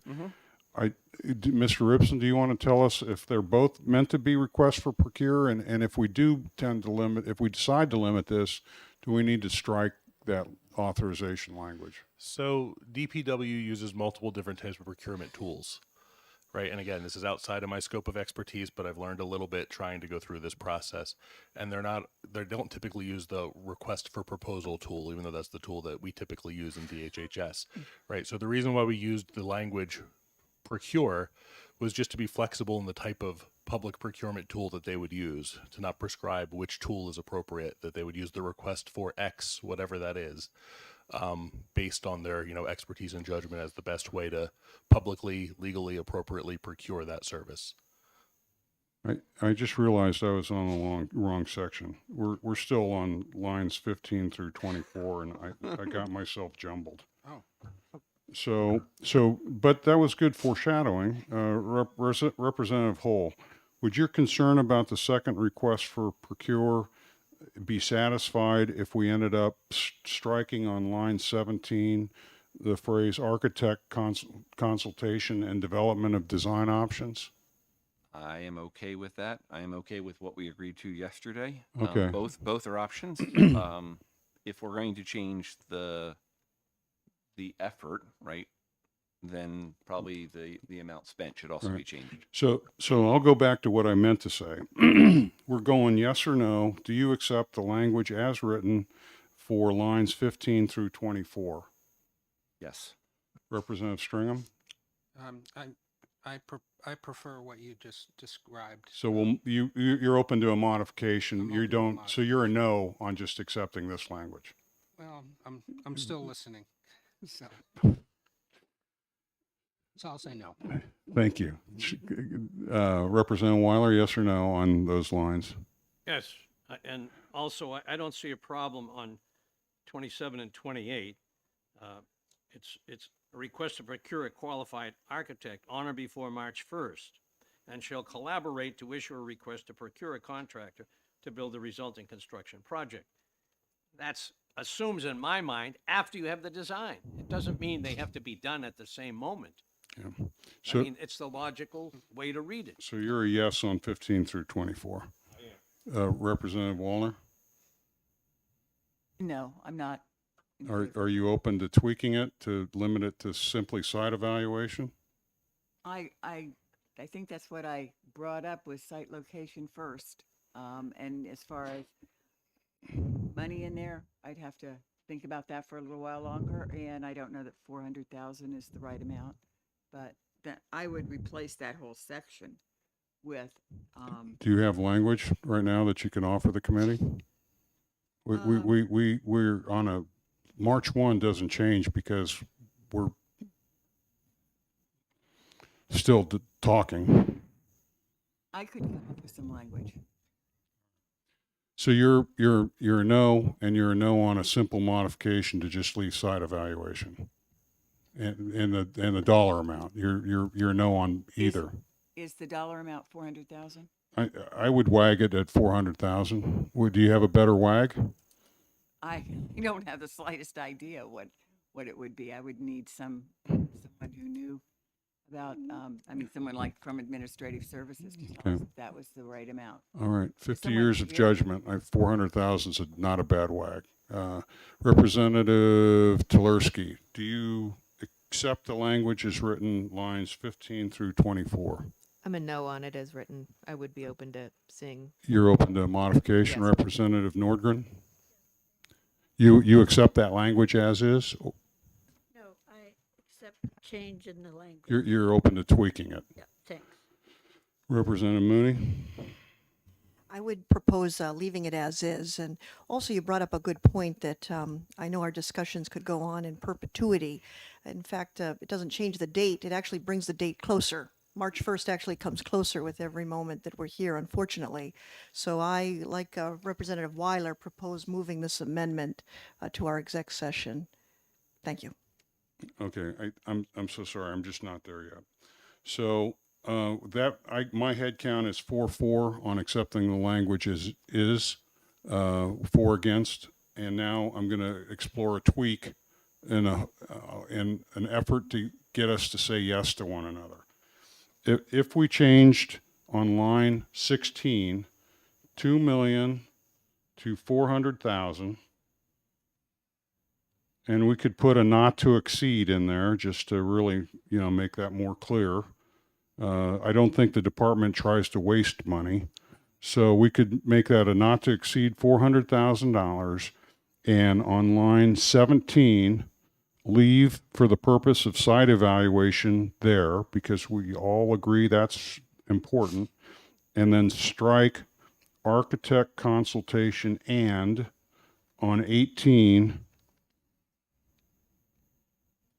delete from the word development through the word through just design options, development of design options. So that would read, for the purpose of site evaluation for replacement facility for the Sununu Youth Center. That is my proposed alternative language. Would you accept that, Representative Hull? So if I'm hearing what you said, and I'll restate it for clarification, right? 16 is now $400,000. 17, we strike out architect consultation and development of design options. My concern then is lines 18 and 19, the department shall develop 2 design options. We're still mandating that happen, but we didn't fund it. So I think there's a conflict, right? A technical conflict that I don't know what to do with. Okay, so how about if we strike on line 19,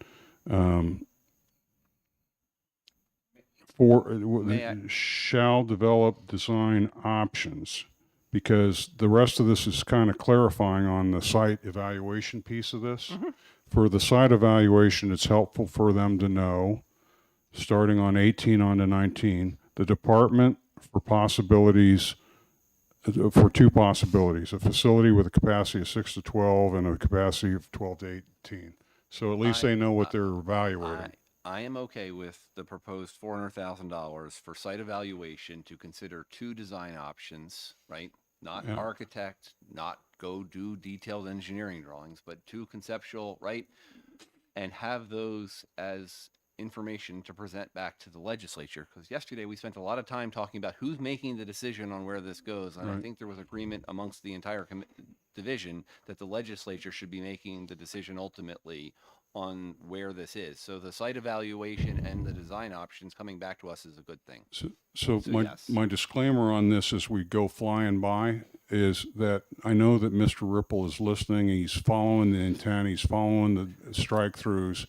And when he gets to writing an amendment to the amendment, he's probably going to have a tweak in there that makes it smooth without killing the intent. So you do that all the time. So that's where I'm In favor going. of your intent as discussed. Okay, so Representative Stringham, modified language, would you be open to that, yes or no? Subject to seeing it, yes. Okay. Representative Mooney? Yes, with the caveat, though, that I think by taking out the original language, we move further away from Senate Bill 1. But the answer to your question is yes. Okay, I think that was a true statement. Representative Weiler? Yes. Representative Wallner? I think I want to see the language, but yes, I think I can go with that. Thank you for that. Representative Telersky? Yes, upon reviewing it. Representative Nordgren? Yes, thank you. Okay, so good. That part's unanimous. Let's skinny up the section on appropriation to put 400,000 for begin the site evaluation. Okay, then paragraph 4, line 25 through 31. The key thing that this does, the most powerful aspect of this whole section from my point of view, is that final sentence. The SYSC shall immediately be closed for detention or admission of any child when a replacement facility is sufficiently completed that children can be legal and safely housed there. That way we're not facing the guillotine of another date. We're just saying let's do the replacement. Is there any other part of lines 25 through 31 that anyone wants to discuss?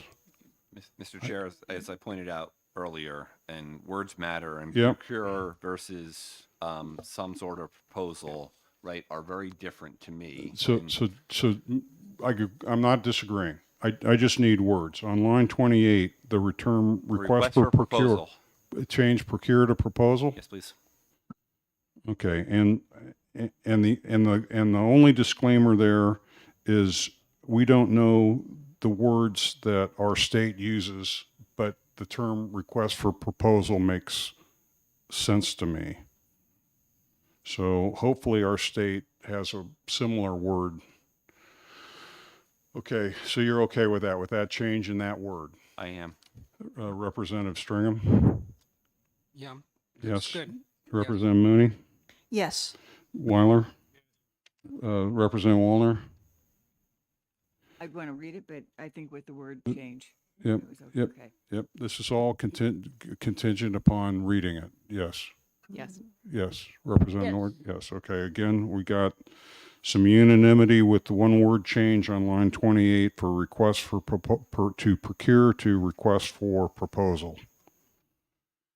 Then on line 32, this is the commission. I recommend we just keep the whole commission. I mean, you know, we're going to go ahead and start the evaluation process. I think this commission is a vital part of it. This commission is limited in its authority. It doesn't make any decisions. It's going to be able to write reports. It's going to be able to propose legislation. It's going to engage the communities. So I think that does all the things that we've said we want done, and that's lines 1 through 33. Is there an alternative point of view? Just a small point. Yes, sir. Just to comply with 1449, can we just make G and H representative rather than representatives, and perhaps add one House member, make it 4 and 3 or something? Okay, let's do one at a time. On line 15, and I think the same thing's going to be true on line 17, the word is currently plural, representatives. Right. So in the way that I've written things that has been accepted, I don't know if my 5th grade English teacher would agree, but I would put the S of representatives in parentheses. So it could be a representative or representatives without specifying a number. And the reason for not specifying a number is just so that we can do things rationally. If they really get fixated on Hampstead, they can bother the Hampstead people without trying to get a Concord person to show up. So does that work, Mr. Ripple, if we just put the S of representatives in the parenthesis? I think it could. As Representative Stringham points out, so RSA 1449 caps the number of members of the commission at 15 and contains various other requirements. Senate Bill 1 actually had language saying notwithstanding RSA 1449 that I noticed is missing from this, so I would add that to this language as well. Tell me what line item you would put notwithstanding. At the beginning of the sentence, that's at the end of line 5, the commission shall consist of the following members. I would say notwithstanding RSA 1449, the commission shall consist of the following members. Okay, I'm okay with that. I'm not sure what it means, but I like saying yes. So lines 1 through 33 on page 2, we've suggested tweaks to add the RSA on line 5 and to change representatives to the parenthetical so that we can get the right number. Is there any discussion? Representative Hull, yes or no? Stringham? No, we're just saying we don't follow 1449 in this case, and that's fine. Okay, Representative Mooney? Fine, and I would just point out on line 5, fire safety has been added per our discussions yesterday. Well, yes, we added other relevant factors too. Yeah, right. Yes, ma'am. Representative Weiler, yes or no? Yes. Representative Wallner? Yes. Tulerski? I'm good with it, thanks. Nordgren? Yes, question, Mr. Chair. Yes. What's the relationship of the department to this commission? Should they have any ex officio role, or what's their relationship?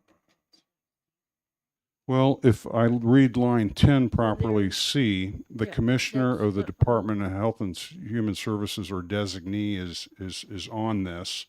And I imagine the designee would be something that looks like a Mr. Ribson, but Yep.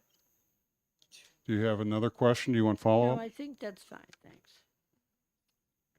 Mr. Chairman, Yes. is there nothing for this division to report back to the full committee? It's so We're getting very close. I'm so sorry. I know you're a fighter pilot. Right. it's going to be hours. I'm holding up the rest of my committee, thinking you would have a decision by now. Yes, sir. I thought I'd have We a. all seem to agree. I thought I'd have a decision 2 years ago. So, okay. So you're okay with that? I think we're all okay with lines 1 through 33. And then the rest of it gets into repeals and effective dates. And I think we're okay with those. All right.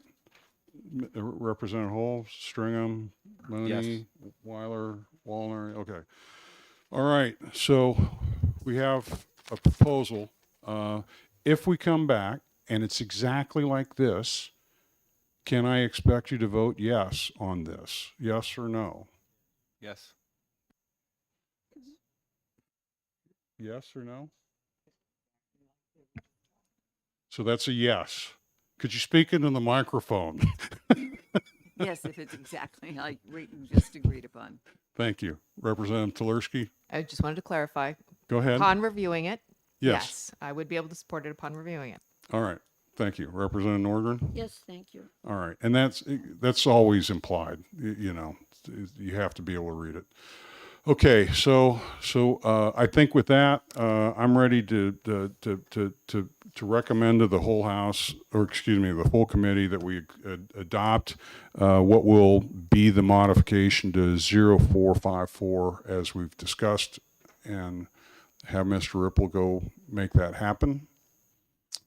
And then the rest of the options 49 and 527, I'm going to recess that to the next work session. Any comments? If you're concerns? going to have another work session, then I have to dismiss the rest of the committee. No, next week. We're not going to do that. We're acting on SB1, sir. We're going to postpone 49 and 527 until a future work session that's already being calendared. All right, so my point is, I've had the rest of this committee waiting around for Yes, sir. this result of this, and there is nothing to report. I believe there is. I believe that we're working on a fresh amendment. It'll be coming back as soon as it can. And I think we have, as long as there's no typographical error in there, we're gonna recommend to the committee acceptance. I hope we have a quorum, Okay. the way we've been delaying all this. All right. So I'd like to adjourn this meeting. Division 3 is now adjourned. How much time do you think, Mr. Ripple? I think no more than an hour.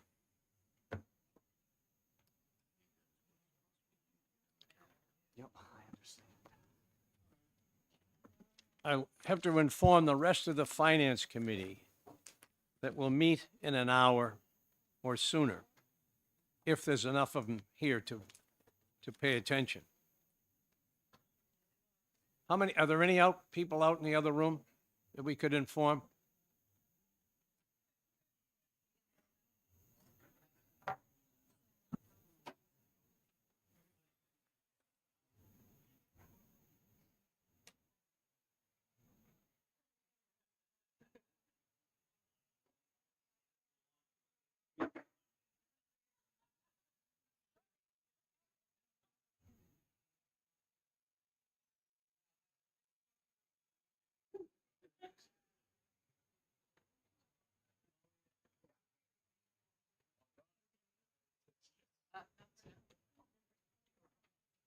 Good amendment.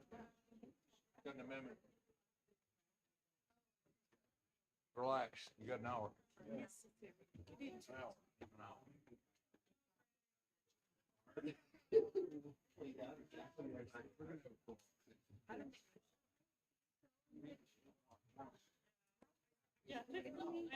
same, we can get out in front of the snow. Snow in an hour? 3 o'clock. Oh, that's. They're not gonna slow down. You don't believe Welcome to Division 3. Are you gonna clock in?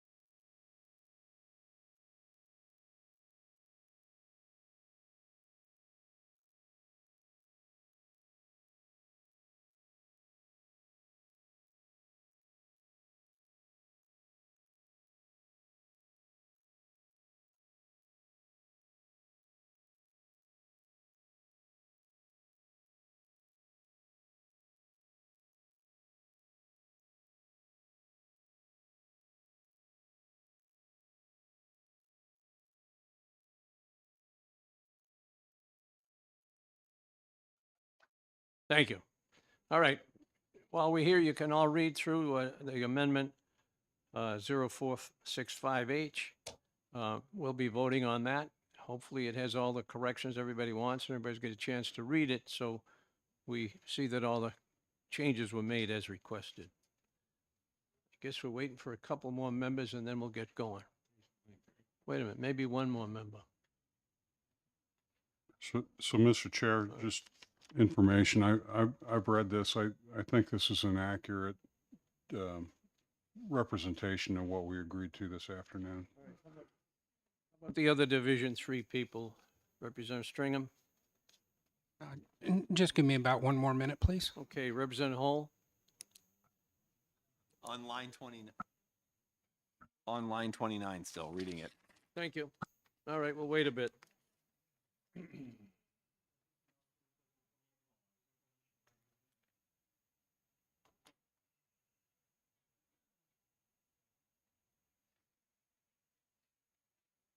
Okay, we don't have the parentheses with an S. We got one or more representatives.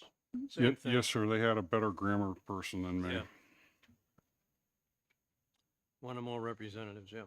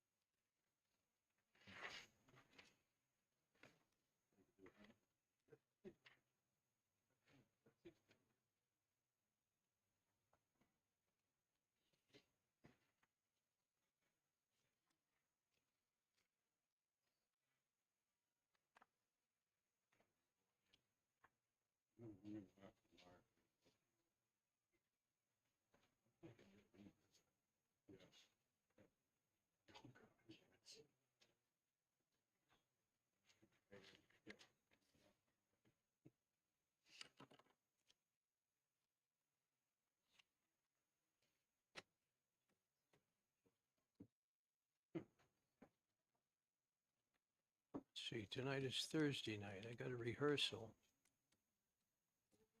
I don't think I'm gonna make, yeah, I should be able to make it, yeah, no problem.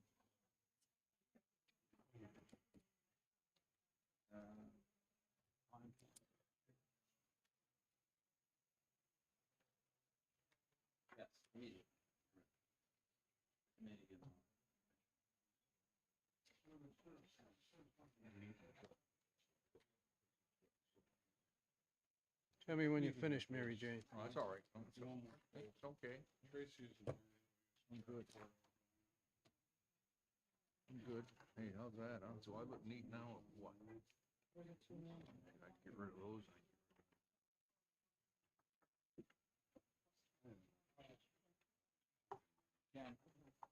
All set?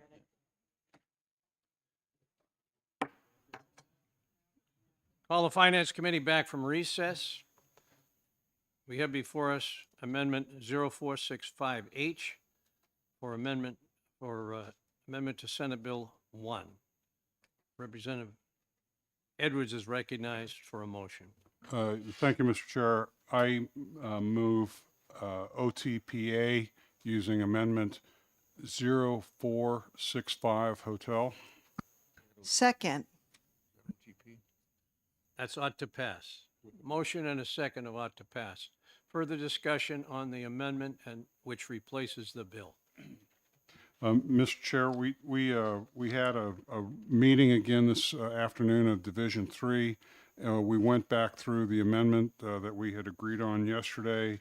We made some modifications to that to just make sure that we were all aligned on the limits of the initial appropriation to do site evaluation. Upon reaching agreement, I think there's strong support for this amendment because I believe it reflects what we agreed to. Further questions? Further discussion? Representative Heath. Thank you. Just a little concern that I have here where it says the commission shall submit a preliminary report on or before November 1st, 23, and a final report 2024. I'm hoping the on or before is really what we're talking about. It seems like we want to get going on this. Am I correct? You are correct. Thank you.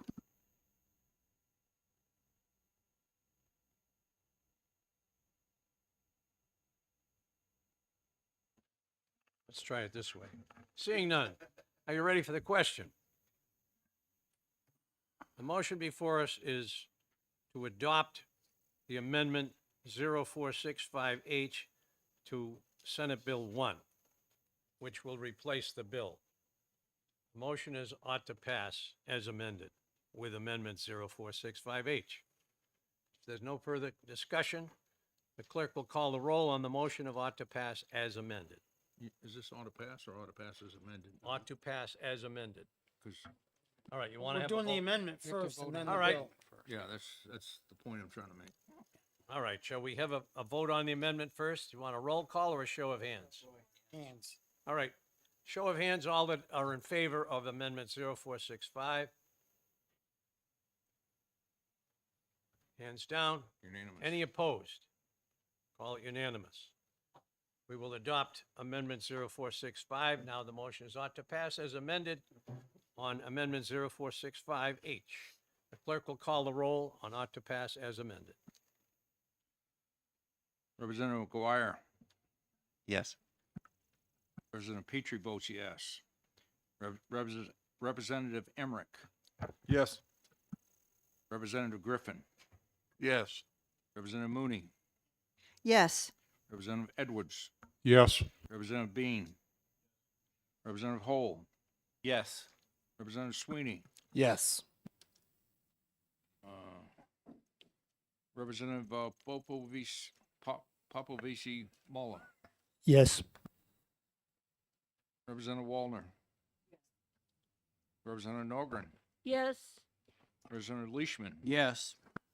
Representative Bucco. Yes. Representative Hatch. Yes.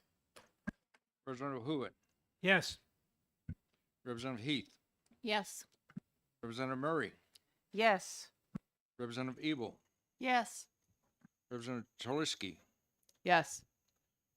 Representative Haken Phillips. Yes. Representative Stringham. Yes. Representative Weiler. Yes. Mr. Chair, the vote is 23-0. Didn't think we had that many people. Well, All right. that's how many people it counts up to be, sir. All right, very good. The report is adopted, and the calendar is being kept open for the report. So you have it set to go? Ms. Clayman has the committee report. Thank you. All right, is there any further business to come before us? The other bills that were going to be in Division 3 will be kept for another day, and we won't be able to get to them today. So if there's no other business to come before us, we are adjourned. Thank you very much for all waiting. Thank you for your patience. It's a forerunner of what we need for the grueling tasks ahead. Did you do the main motion? Yes. Same difference? Yes.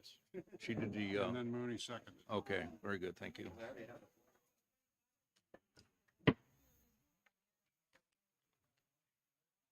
Thank you, Mary Jane. I apologize.